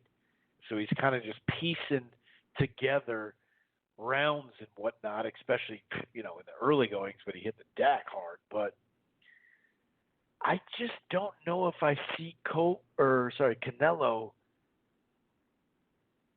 selling out for it against this big of a guy and this big of a puncher. Because he is a pretty damn big puncher. So you have 90 seconds left of the live stream, by the way. 646-381-4990 is the number to call. I'm going to go to Portland here in just a little bit. I'm going to kind of feel out where he's at. Portland, if you have time to do it now, we can do it now. If you need 10 or 15 or 20 minutes, that's cool too. I can do the rest of my prediction. I can do news and let you find your spot. You just let me know, 503 Portland, where you're at, okay? In fact, just in case, I'm going to, 15 minutes till you're ready. Okay, that's perfect. All right, perfect. So I'm going to let you do your thing, and I'm going to finish mine. Now, I think Canelo, he's winning the fight, dude. I think he's going to win the fight. Whether we think he wins it or not, I think he is. But I'm not going to cop out and be like, well, he's going to win it anyway on the card, so I'm not picking a knockout. That's not a total cop out because, one, I don't really think Canelo is that. I'm going to, I think he's just, if he was this, think about the Chavez fight, the Chavez Jr. fight, which going in, said this before, I knew it wasn't going to be a brawl because how many fucking brawls does Canelo, Canelo take play? Like, he doesn't brawl a lot. Now, you could say borderline brawling and back and forth, that's for sure, and clean punches with the Golovkin fights. Oh, my God, yeah, totally. But it's still, I don't know. I just don't see him hunting him down. And I saw Ward kind of doing that more, and I see just more timely spots. And, just breaking him down to the body and then up top. Now, can he take a light heavyweight's punch, a legitimate light heavyweight punch? I don't know. Golovkin's a big puncher. Danny Jacobs a big puncher. Cotto, relatively speaking, was a good puncher. Not at that weight class, though, so I can't sit there and say he's a big puncher. But, at 168, he faced Rocky Fielding. That's really not much to write home about, to talk about, and now you're jumping up another weight class. And one thing, though, that we haven't found out still, and it's funny, if this is a PBC fight, we'd probably have the answer already. But we know that there's no catch weight, which I think that's very legitimate for Canelo. That's dope. But what we do know is there is a rehydration clause. Now, if it's 10 pounds, even at this older stage of Kovalev's career, he did hold the IBF. So he is used to weighing in the next day or next morning, really, right? But wonder if it's 5 pounds. Wonder if it's 5 pounds he can only rehydrate. I've seen some folks out there talking about, well, he weighed in 7 pounds over, 8 pounds over. But these are fights that took place 4 to 5 years ago. We know that Kovalev's had some weight issues. It seems like he's got most of that wrapped up and cleaned up now because for whatever reason, this Buddy McGirt, connection works for him, and he's not blaming overtraining or undertraining or partying too much or whatever. It's been legislated perfectly for him, it seems, from Buddy McGirt. So kudos to McGirt, by the way, because a lot of times Buddy McGirt takes the guys that aren't going to win, and a lot of people dump on McGirt as if he's a horrible trainer or not a good trainer because, he's taking a lot of underdogs in. You know what I mean? So, anyway, I'm going to go Canelo by decision, and I think he's going to win it. I think he'll win it I do see him winning. I don't see by knockout. Now, I say that, and then the 8th round comes around. You can see Kovalev starting to wear, and then he gets hurt to the body, and we know how big of we know Canelo's a good puncher. He's not a big puncher though, and he's a great body puncher. But we're talking 175. So, I think I have a feeling that if it's 5 pounds or 7 pounds and down that rehydration clause, that could be a problem. 5 pounds, I think it'll be a problem. I think it'll be a problem because then you weigh in and then you got to still, figure out your food and your water intake. And do you want to run a little bit in the morning? You probably don't. And, there's just stuff that goes into it. We don't have a number. Now, maybe it's legitimate. The only one I saw people talking about, well, it wasn't a number, but Dan Raphael said that he thinks it's going to be right around the IBF. He thinks it's going to be about 8 to 10 pounds that you could put on, 10 pounds. That's what he said. I don't know, though, because we don't know. And this fight got made, and they picked Kovalev because of name, but also, well, he had a belt because of name, but also it was a good fit. Name recognition-wise, he's the biggest name at that division, but also we know he's faded. Even if he won his last fight, even if he won the Alvarez rematch, he is faded. There's just no way around it. And he got hurt in his last fight. He's turning around. Now, maybe the turnaround will help him because he doesn't have time to go be a dipshit on a plane or anything like that, But who knows? But I'm going with Canelo by decision. Maybe like a majority decision where there's a draw scorecard and then it's like 116, 112, 116, 112, 115, 113. I don't know. Jack Reese is the ref, and wasn't he the ref in? Am I lost here? Wasn't he the ref in Kovalev Ward too? I think I'm right there. I'm pretty sure I'm right. But anyway, maybe I'm wrong on that. Anyway, that helps you out, guys. I don't know. I feel like Canelo's going to win the fight. I just think it's going to be a good fight. It's going to take a while to figure it out, but I don't know if he'll go all the way for the knockout. And also, even when he does go for it, it's really not going for it, And especially when you're dealing with guys, he's a smart fighter, Canelo. And if he didn't feel confident, at 164 at that catch weight against Chavez, who literally wasn't fighting, then, I don't know. Why wouldn't he want that highlight reel knockout in a pay-per-view that did so well? You know what I mean? So I'm thinking he's just going to be efficient. He's going to win the fight, and that's that. Now, there is other fights going on over the weekend. The undercard, actually, Carcino was talking about that. And it is, Ryan Garcia in Duno. That could be interesting. We do have our Burchelt and Sosa, which is really just, if we're being honest, it's a good style matchup. But, Sosa, I know that, he's turned a new leaf and all that. But even if he turned a whole tree, that was cheesy. But it's just not. I don't see Sosa. I think he's putting up a fight. I'm not trying to shortchange him. I just think it's a fun fight to watch, and that's really all I got, to be honest. I think Burchelt will win. I think he'll win cleanly. He may stop him off TKO, but I see him winning cleanly. There is a Showbox on Showtime on Friday night too. I might as well mention that.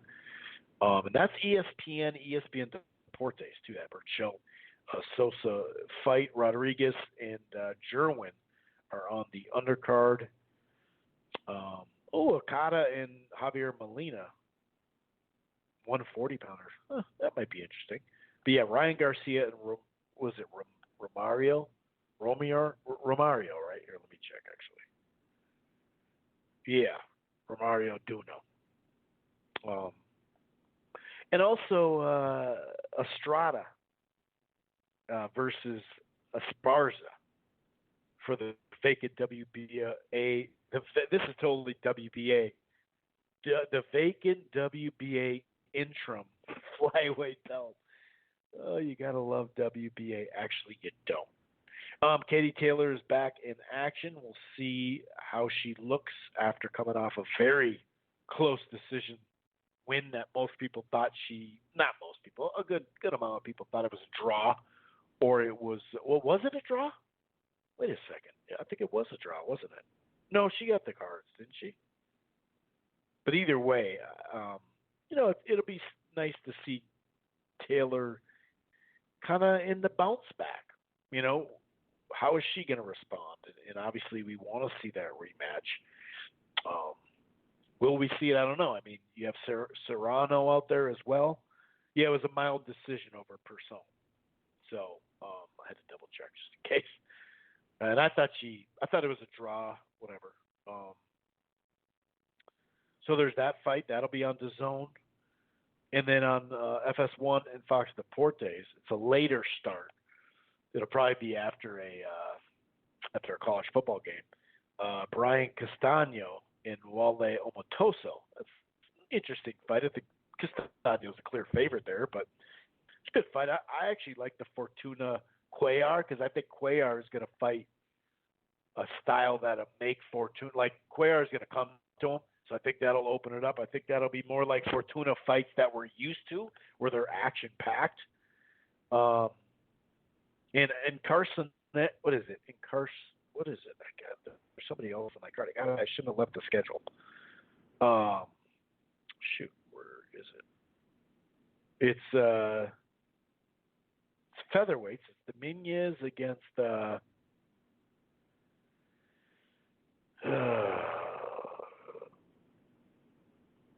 I can't remember where it is. For some reason, the damn thing's not opening up. Anyway, so there are a variety of other fights that you might want to DVR on FS1 and ESPN. But DAZN, you don't obviously have to DVR because it's just chilling. Perfect. So let me know when you're ready to go, and then I'll and I'm talking to 503. Doesn't look like Mark's going to make it tonight. It's probably too early for him. He works pretty late. He's a busy dude, so I totally get it. Oh, yeah. So I'm not sure if we covered this WBC. Well, we covered the WBC convention in a variety of ways last week on the show. Was it a Thursday show or a Wednesday day show? I can't remember now. I think it was Thursday. And it's just weird. Like so here's like a little clip from it, right? So this, obviously we know the UCAD situation is just silly right now, and I guess it's cleared up in his favor, and he's gonna fight here soon, but he isn't going to be able to become the mandatory till February 2021, even though they had said that he gets an interim belt to become that. Now, they were okay with letting Fury fight, but I guess they're going to let Wilder fight. So, I don't know. I don't know if he's going to beat, if he beats Ortiz, then he beats Fury, which is tough, really tough. Are they going to let him fight someone, or are they going to look to make that big fight if Ruiz wins or Josh? I don't know. But they're just going to be like, hey, dude, you just fought Ortiz in Fury. We're going to let him fight someone mediocre and then have to go after his belt. I don't know. Hearns said we had a ruling from the WBC, that he was the mandatory after Wilder and Fury. Basically, Wilder and Fury, I got next. That's basically what they said to him. Well, now they didn't.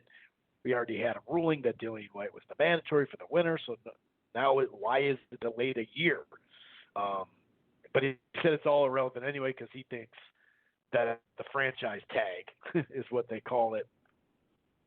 in NFL that they're going to put the franchise champion for WBC, and maybe that's why they're just setting the tone for that. I don't know if that's true, but it's hard.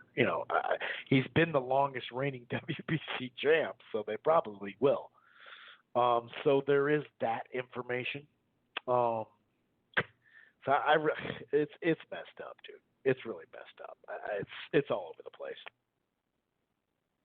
It really is, man. What else do we got here for news? We have so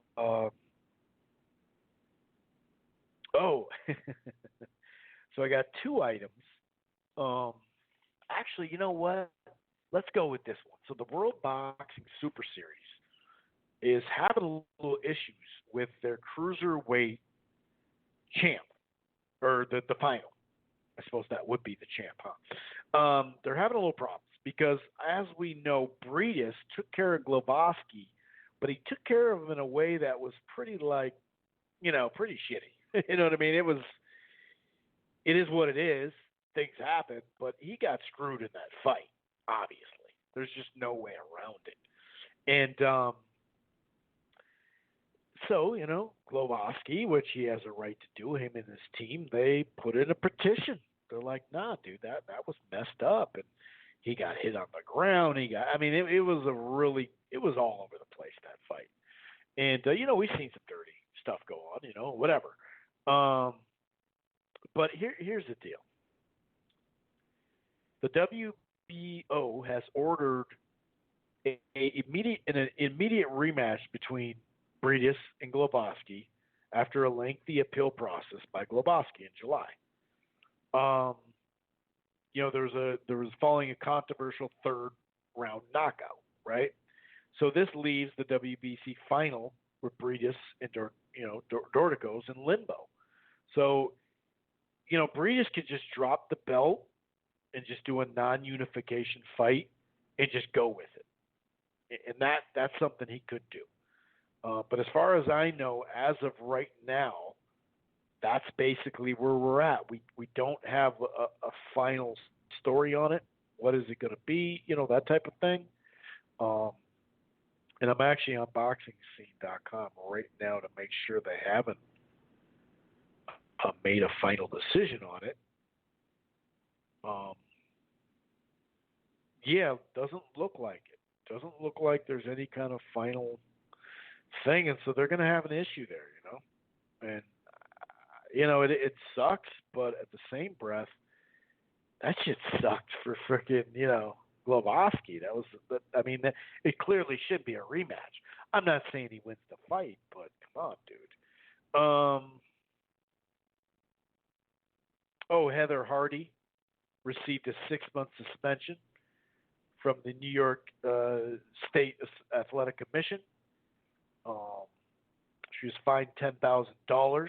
It sounds like, based off her purse, there's an appeal, and so things might get lessened a little bit off of that, percentage-wise. Like I said, up the purse or whatever. So we'll keep you updated there. But yeah, I'm trying to see. I don't see any new news when it comes to that item I was telling you about for the World Boxing Super Series. All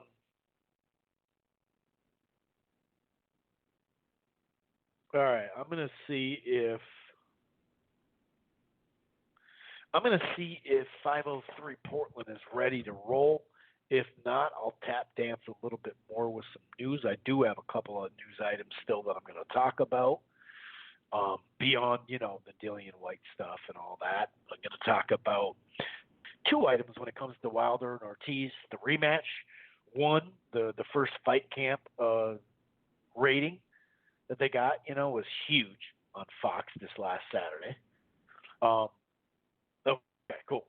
And then I'm going to talk about just DAZN and how there is a smear campaign going on once again, which is no surprise because we saw this similar timing right now. I think it was in November, actually.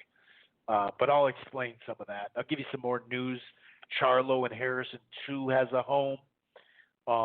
which made sense because I had just gotten news that the Armory wasn't going to have the December 21st fight, and it makes sense. You'll see in just a moment. I'm going to head out to Portland in the Northwest and see what's going on with my guy, Portland 503. What is going on, man? How the hell are you doing? You got to be pumped about this weekend.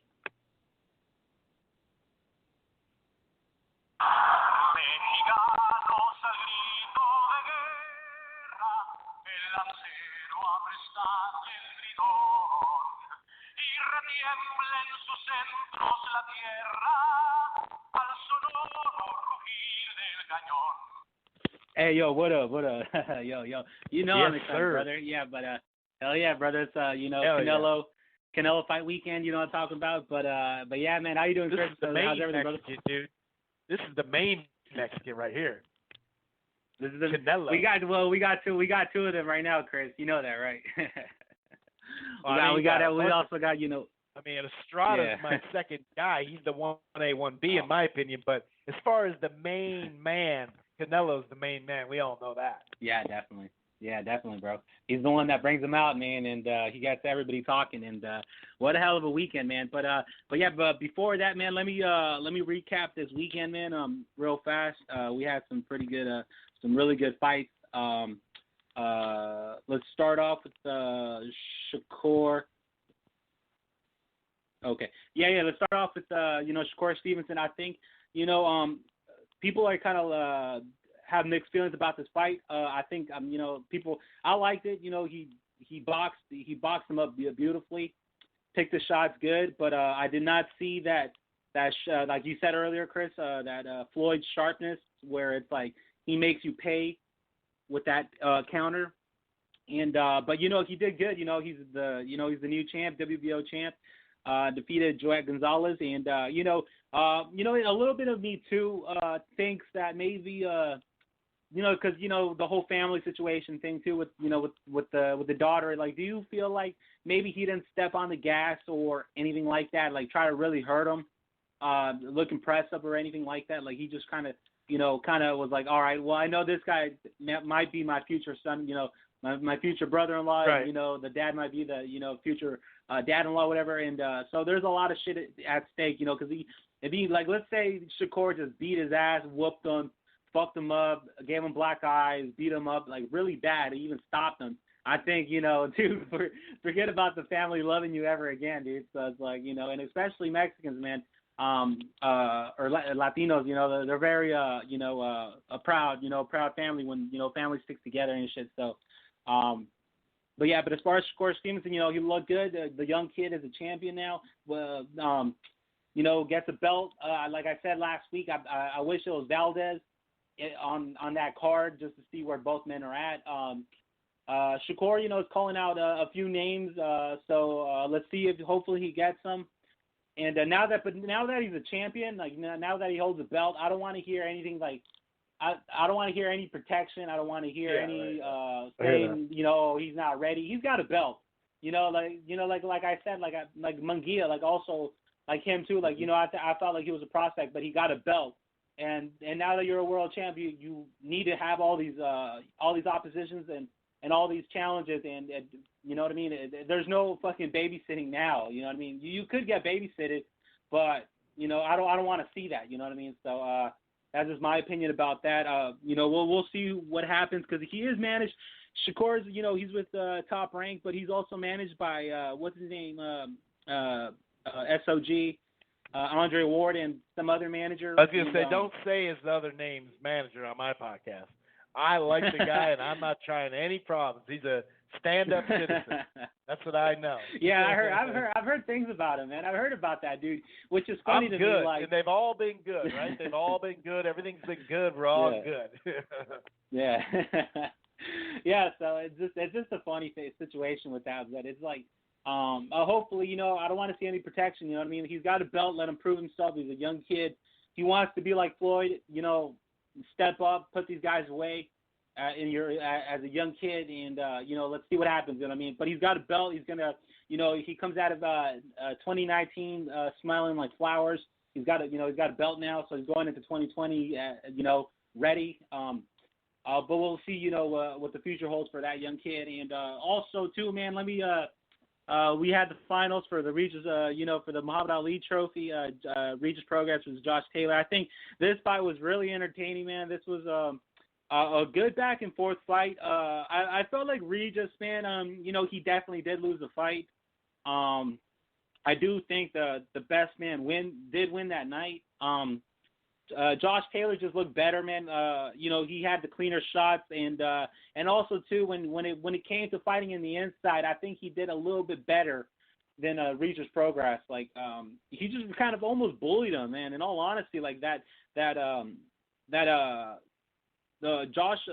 is like, you know, his body, like you know, you could tell he's just a lot bigger than him. So just like, you know, but you know, Josh moves on with his career.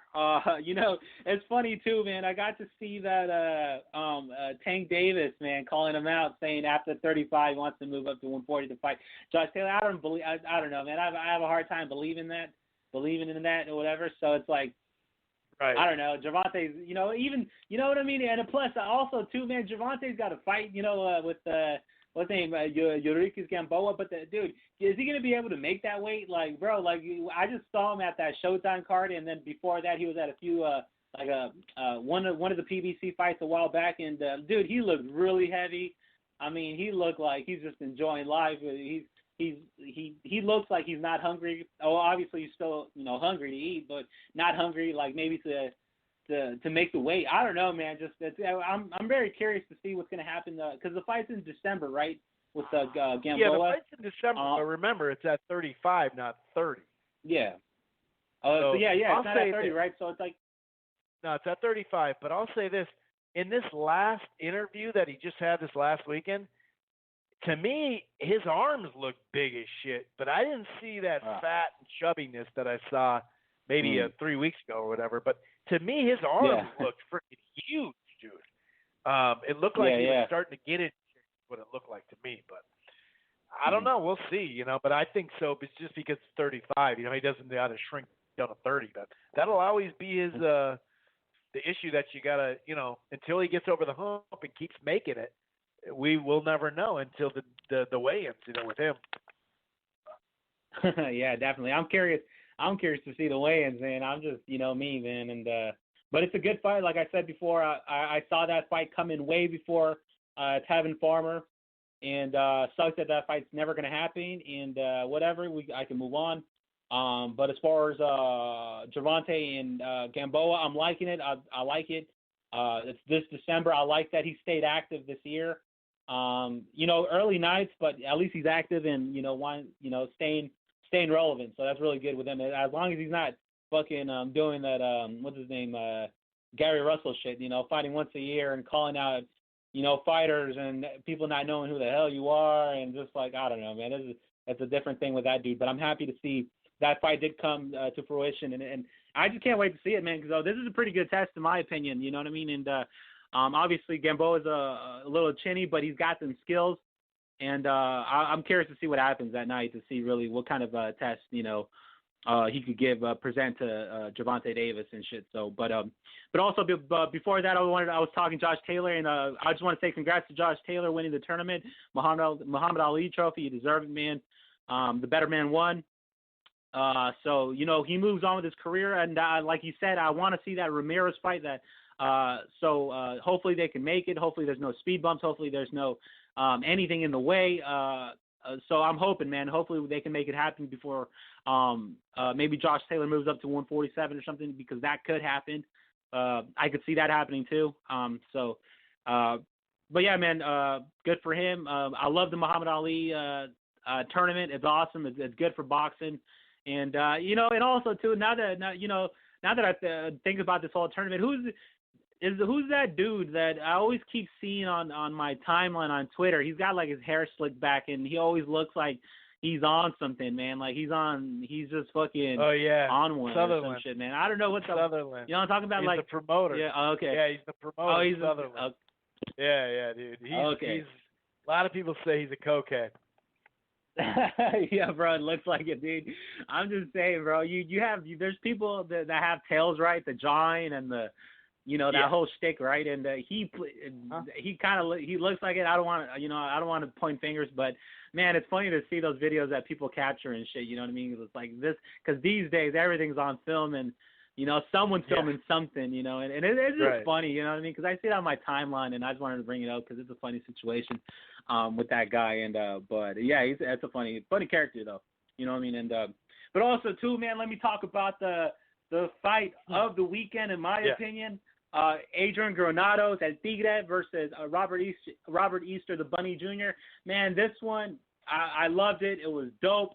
It had, in my opinion, it kept me on my feet, just because I love El Tigre, man. I love how he fights. I like him. He's Mexican. He's repping Chicago.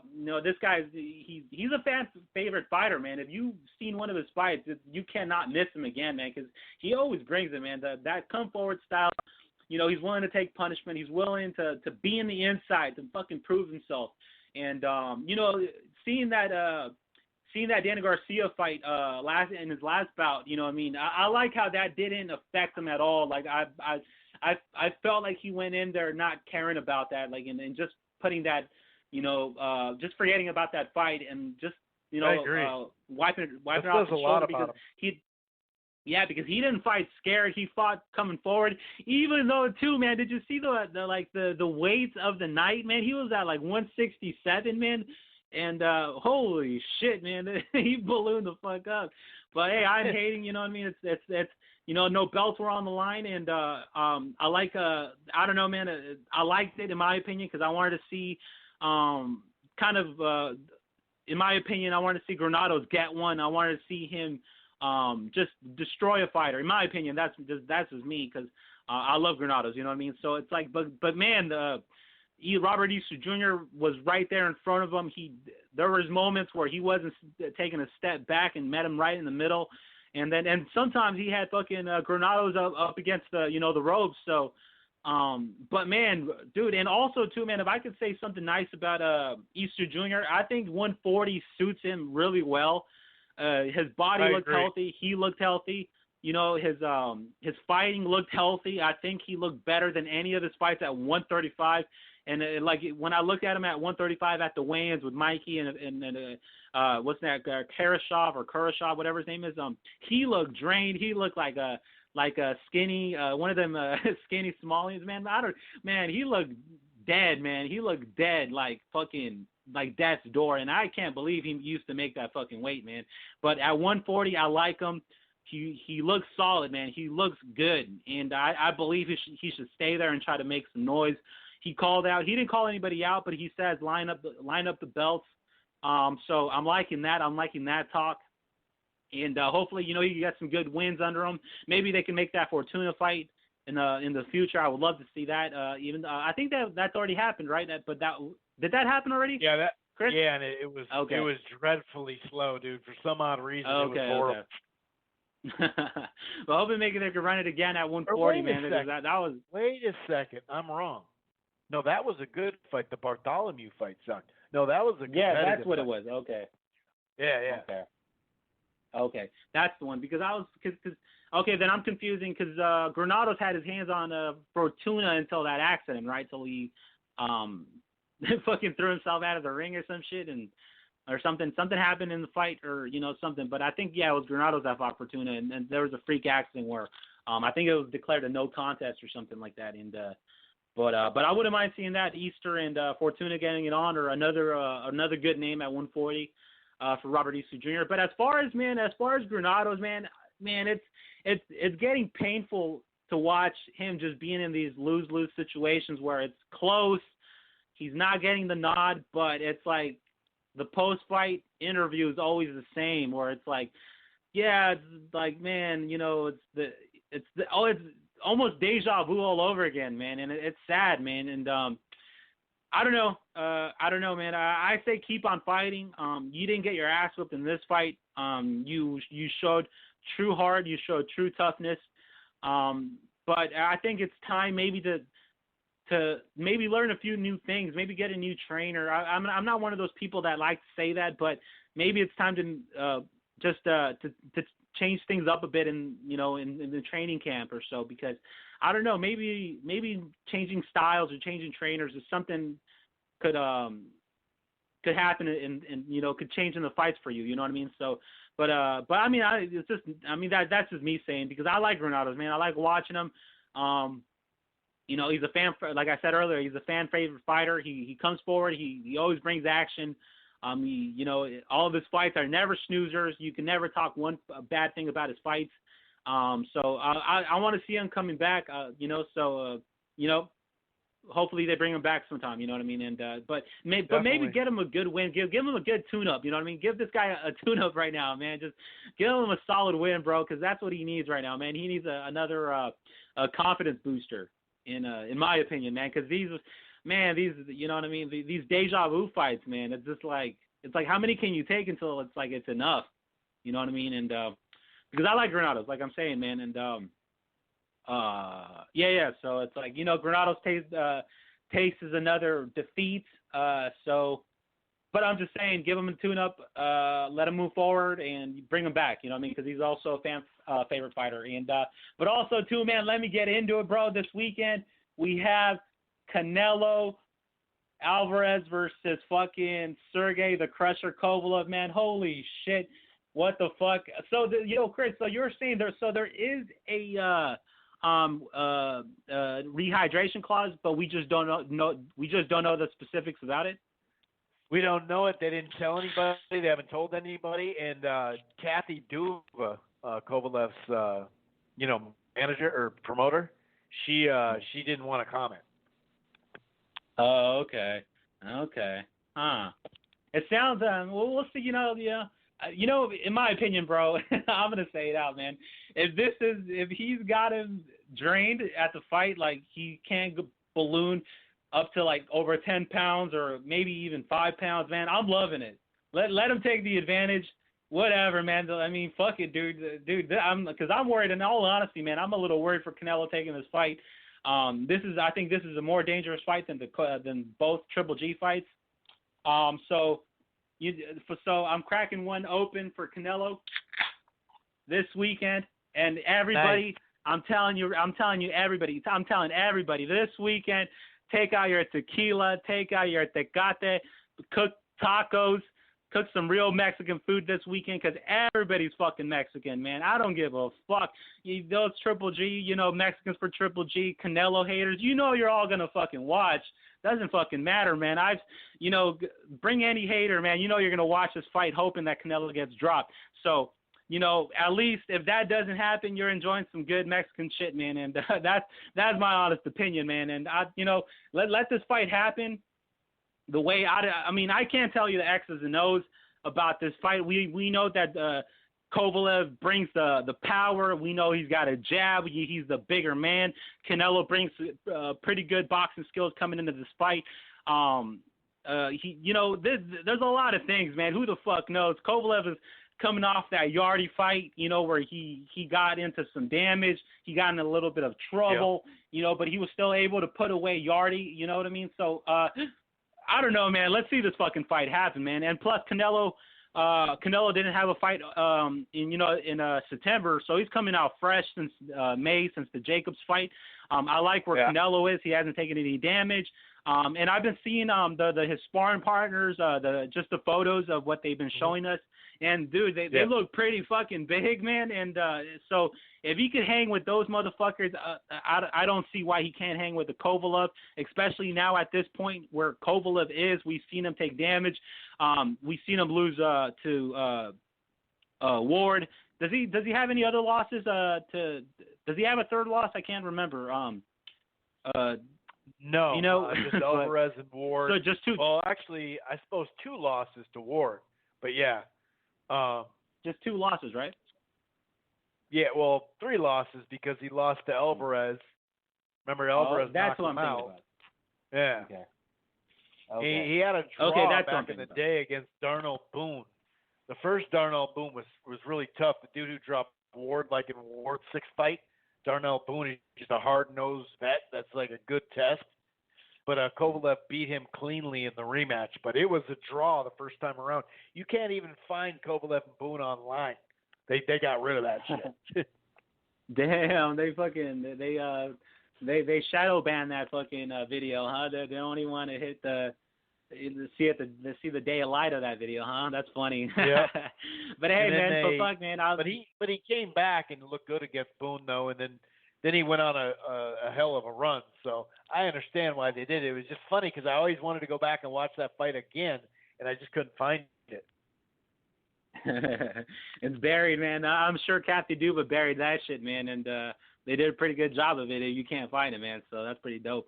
And but yeah, man, I'm excited. Like I said, man, I'm excited for this fucking fight. Is this in theaters too, Chris? By any chance, is this one in theaters? Yep, it is. Oh, okay, sweet. Okay. Theater. See, this time, man, bro. This time I got ready for this shit. So I'm all set up to watch it in the comfort of my home. I'm not doing the fucking movie theater shit no more. They got fucking. Dude, it's just too much for me, man, because I like to talk shit. You know me, man. I'm on my grandpa's old cough medicine and you know and fucking and the Green Monster all at the same time. So I'm rowdy the fuck up, man. And plus, I just don't want to get into a fight. I just don't want to get into some stupid shit, man. Come fight night, because I'll back up my dude. And I just don't want to get into some stupid shit. That's and get a you know what I mean, wind up in jail for some stupid shit. That's very true. That's a good point. Yeah, man, because you know me, man. I'll be fucking stupid, man. I'll talk my shit, man. Like last time that happened, man. You know what I mean. We got rowdy, so you know I'm trying to avoid all that shit. I don't want to do that no more. You know what I mean. I'm too fucking old to be in fucking jail, hanging out there over the weekend. So and plus, you know what I mean. And plus, when Canelo wins, that's all I gotta say. Like that's all that's got to happen. You know what I mean? Like that does more talking than my fist. You know what I mean? So that's all that's got to happen for me from our side.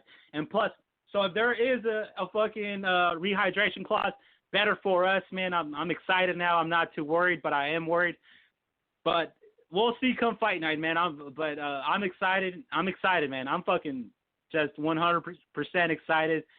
Man, this is fucking Mexico on the line, man. This is our guy playing. So you know what I mean? And yeah, man, just excited. And also too, man, Ryan Garcia is on the undercard, so I'm excited to see that prospect and to see what he brings. And I got to see that their face off today, and man, that dude is, you know, his opponent's kind of, way smaller than him. So hopefully the other dude brings a pretty good fight for him and challenges Garcia, and just I like Garcia, but it's kind of tough to see where he's at just because he's been kind of fighting all tune-ups and all that shit. So it's like but not I ain't hating. You know what I mean, I'm excited to see this whole card and all that shit. So and also too, Chris, I've been let me comment on that. I've been seeing those ads on from DAZN on regular television. Like on like you said, like on like Fox and like other channels Sunday like TNT. Football. Yep. Yeah, like a lot of stuff like that. So I like it too, and plus I like their editing. Like it's kind of cool. Like they have it all kind of art, like a kind of an artsy fartsy video where it's like it plays like maybe a French song or something during it's like a quick highlight showing Canelo, Joshua, Andy Ruiz. So it's like it's awesome. You know what I mean? I think it's pretty dope. That ad shows it, but like you said, like it doesn't show, like you said earlier, Chris, it doesn't show you like dates. Yeah, like it for a while it didn't even show Kovalev. It didn't show Canelo Kovalev, and it's like, dude, these people don't know that for a fact yet. You gotta like hit them over the head with it. And right now it should have been Kovalev, Canelo Kovalev, and then Ruiz Joshua. Like you got to get the dates out, dude. Because the ad was money. You're right. I liked the ad a lot. I loved how they spread it out. And they didn't just make it about Canelo. They gave Ruiz shine too. That was dope. But, it's like, dude, put a date. I just finally got a Canelo versus Kovalev, but you're not going to put the date? It's just weird. Yeah, it is weird, man. But I'm sure there's maybe sweet. Yeah, it's like definitely a sweet commercial. I really like it. They did a good job with it. And I love that they put money up to put it during, the playoffs and football, and that's just not cheap. So they're going for it. I appreciate that. Yeah, definitely, man. Yeah, it's definitely a dope ad. But like you said, put the dates on, you know what I mean? And but maybe it's because it's a streaming service. Maybe maybe that's why. I don't know. But I mean, I don't see any different when they're putting up Hulu or Netflix ads. You know what I mean? So I don't see any different than that. Yeah. Or so I don't they'll see any say, different than that. we got this new fucking show. Get the episode right now online. Okay, that's different. But I just needed 2 dates. Just give me a Canelo Kovalev and give me a Ruiz Joshua date. That's all I'm asking for. Right, the most 2 important dates of this year. So right. Yeah, I get you, man. You got anything else? Yeah, man. And you know what, man? Let me just close out right now and give my final prediction for Canelo Kovalev. I believe Canelo will win by decision.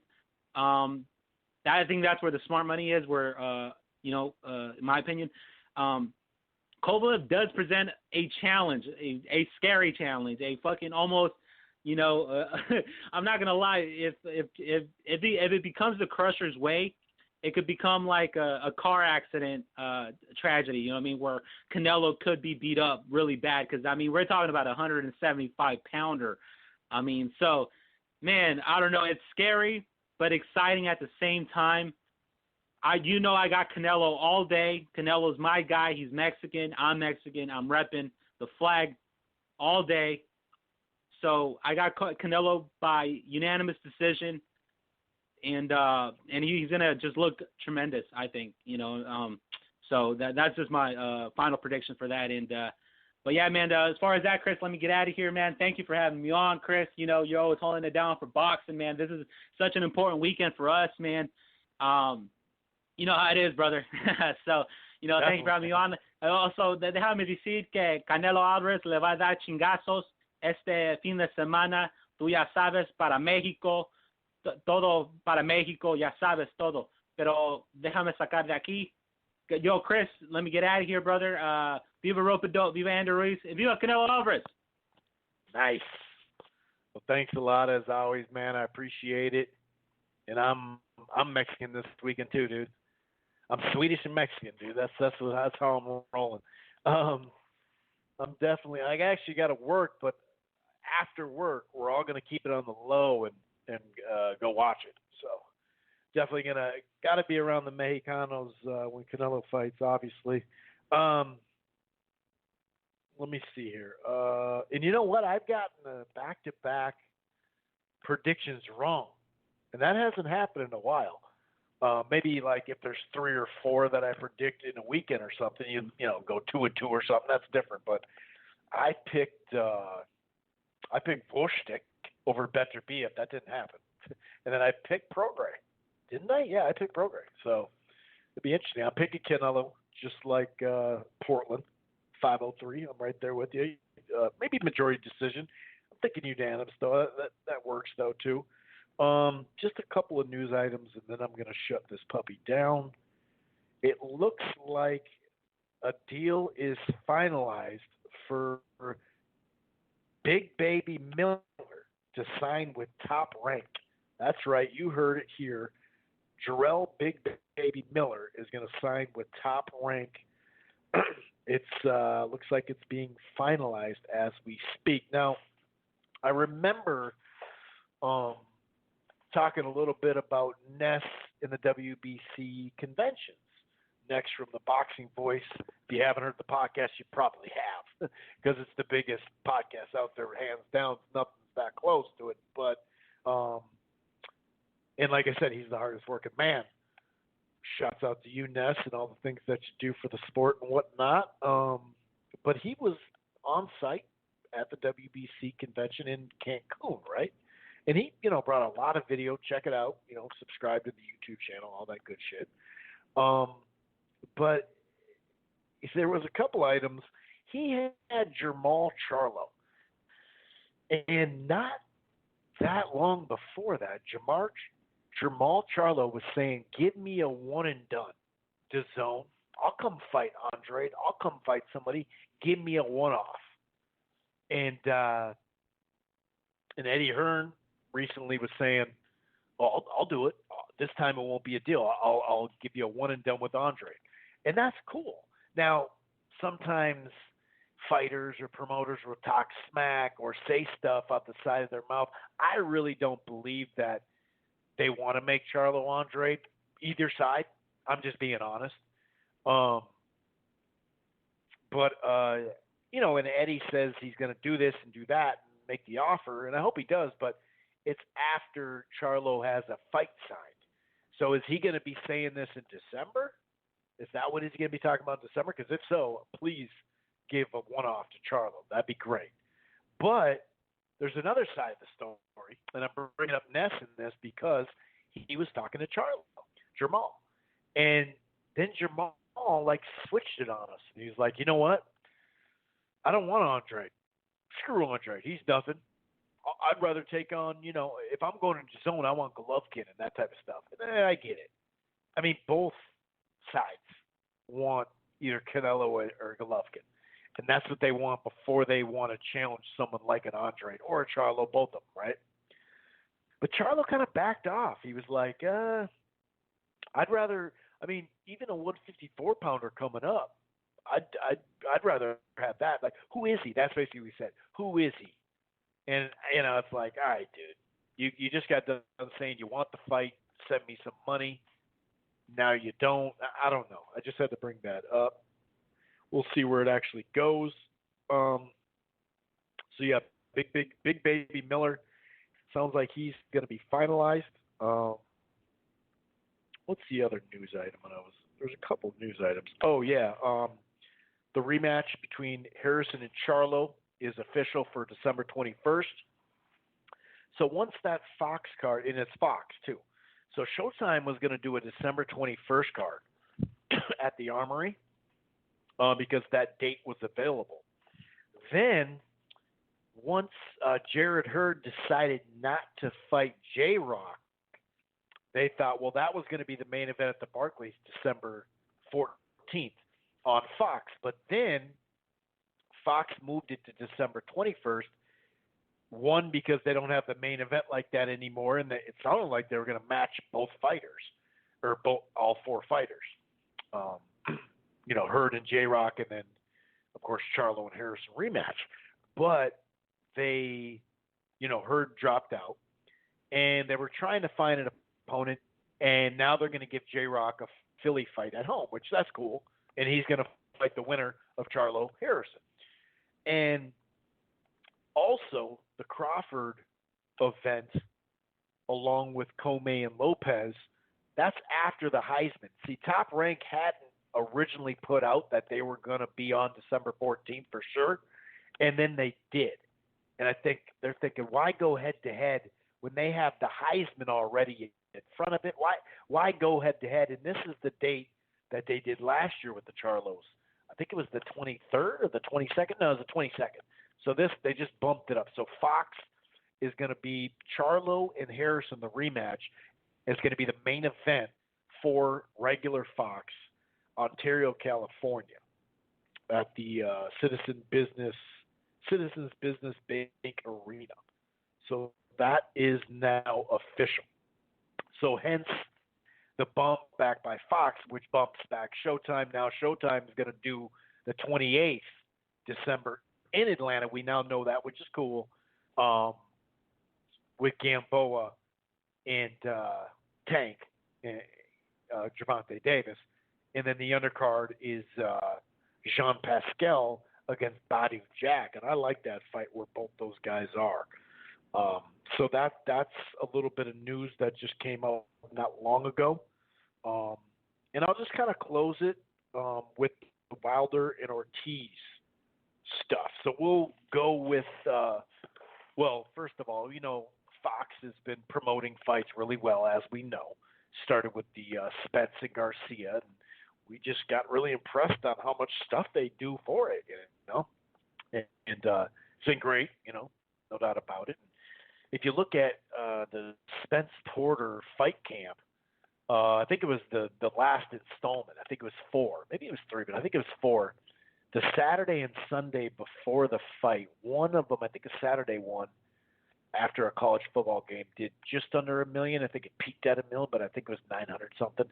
And then on Sunday after football in the late afternoon slot on Fox, and it kind of mattered which cities. It wasn't in every city live, but it got shown in every city. It was different, and it kind of matters. Like we had the Vikings had played on Thursday, so we had a Fox game here where it was just the noon game, and then there was nothing behind it.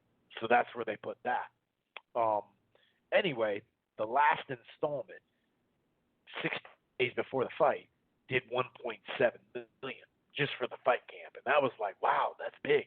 Well, check this out. Wilder and Ortiz, the rematch, this one averaged 2.25, and it's just the first camp thing. Now, I'm not saying that for sure it's going to do more and keep going up, but even if it's around there, 2.2 million people just watching the show, there's a chance that ESPN won't even have a card that averages 2.2, and it'll have to come down to this last card of the year for them if it does do 2.2.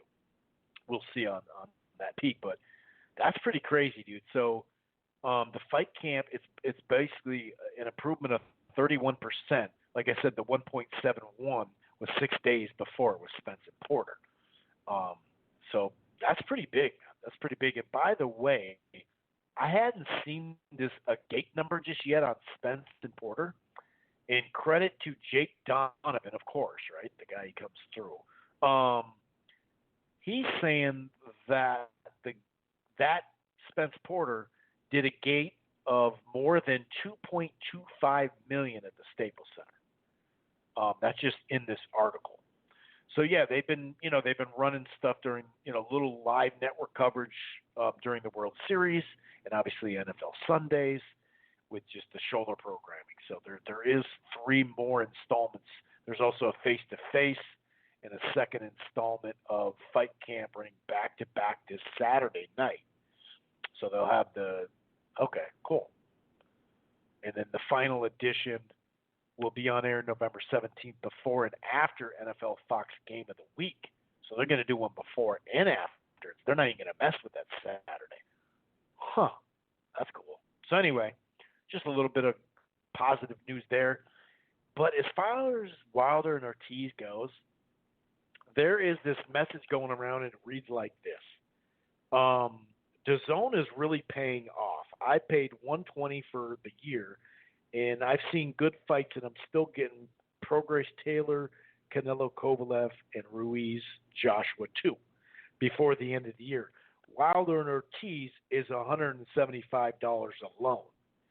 Now, that was Raging Babe. Then there was Martin Mulcahy. He said the same thing basically. He said, well, this is not a shill. I'm not shilling for DAZN. I haven't cashed a check yet. However, he said the same thing. And there was some people, I guess, that copied and pasted. But I saw a couple of people, media members, 2 of them, and I just saw it in passing. And I went back to them, and they had deleted it. And I don't remember who it was. Otherwise, I would name names. You know what I mean? That's how I do. I will do that, but I don't remember who they were, and I didn't screenshot it. So I don't want to go down that line of I'm pretty sure it's this person, but it's not a fact. So I don't want to do that. But I do remember right around this time last year, I think it was in November, when the PBC had Wilder and Fury lined up on pay-per-view. Then they had Pacquiao Broner on pay-per-view. Then they had Spence and Garcia. And I remember Montero. I remember Raging Babe. I remember a variety of people putting out, well, here's the thing. For $100 or $120, whatever it was, I can get 100 fights a year or whatever, the DAZN thing, even though we didn't know the fights just yet. But they put the price and said $75, $75, $75. So you're getting 3 fights, even though you're getting undercards, of course, but you're getting 3 fights, and they broke it all down, like just to show you, well, what's worth it? You can pay this or you can pay that, and you get 100 fight nights for the same price as you get Wilder Fury or whatever. You know what I mean? And it was a wave of these tweets over and over. I saw them then. Now they're just subtly coming out, and you can see a lot of the same media members do it. And we know that they've paid for media members to come to their event, not necessarily paid them right in their pocket, but paid for their flight, like to Chicago and stuff like that. And they're doing some stuff that I get it, but it's like, wow, dude. I mean, good for you. Smear campaign, go for it. But wow, dude. Like, this, it's crazy. Like I said, I really wish I would have screenshotted it.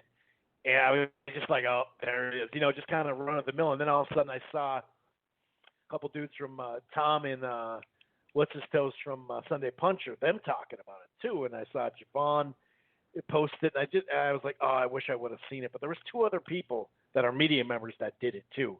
But I can't name them only because I didn't screenshot it, and I won't do it. But it's pretty funny to smear campaign. Like, you know, either you say you're getting a good deal or not. You don't have to rip one product to big up a next one. We all knew DAZN had the best fall schedule.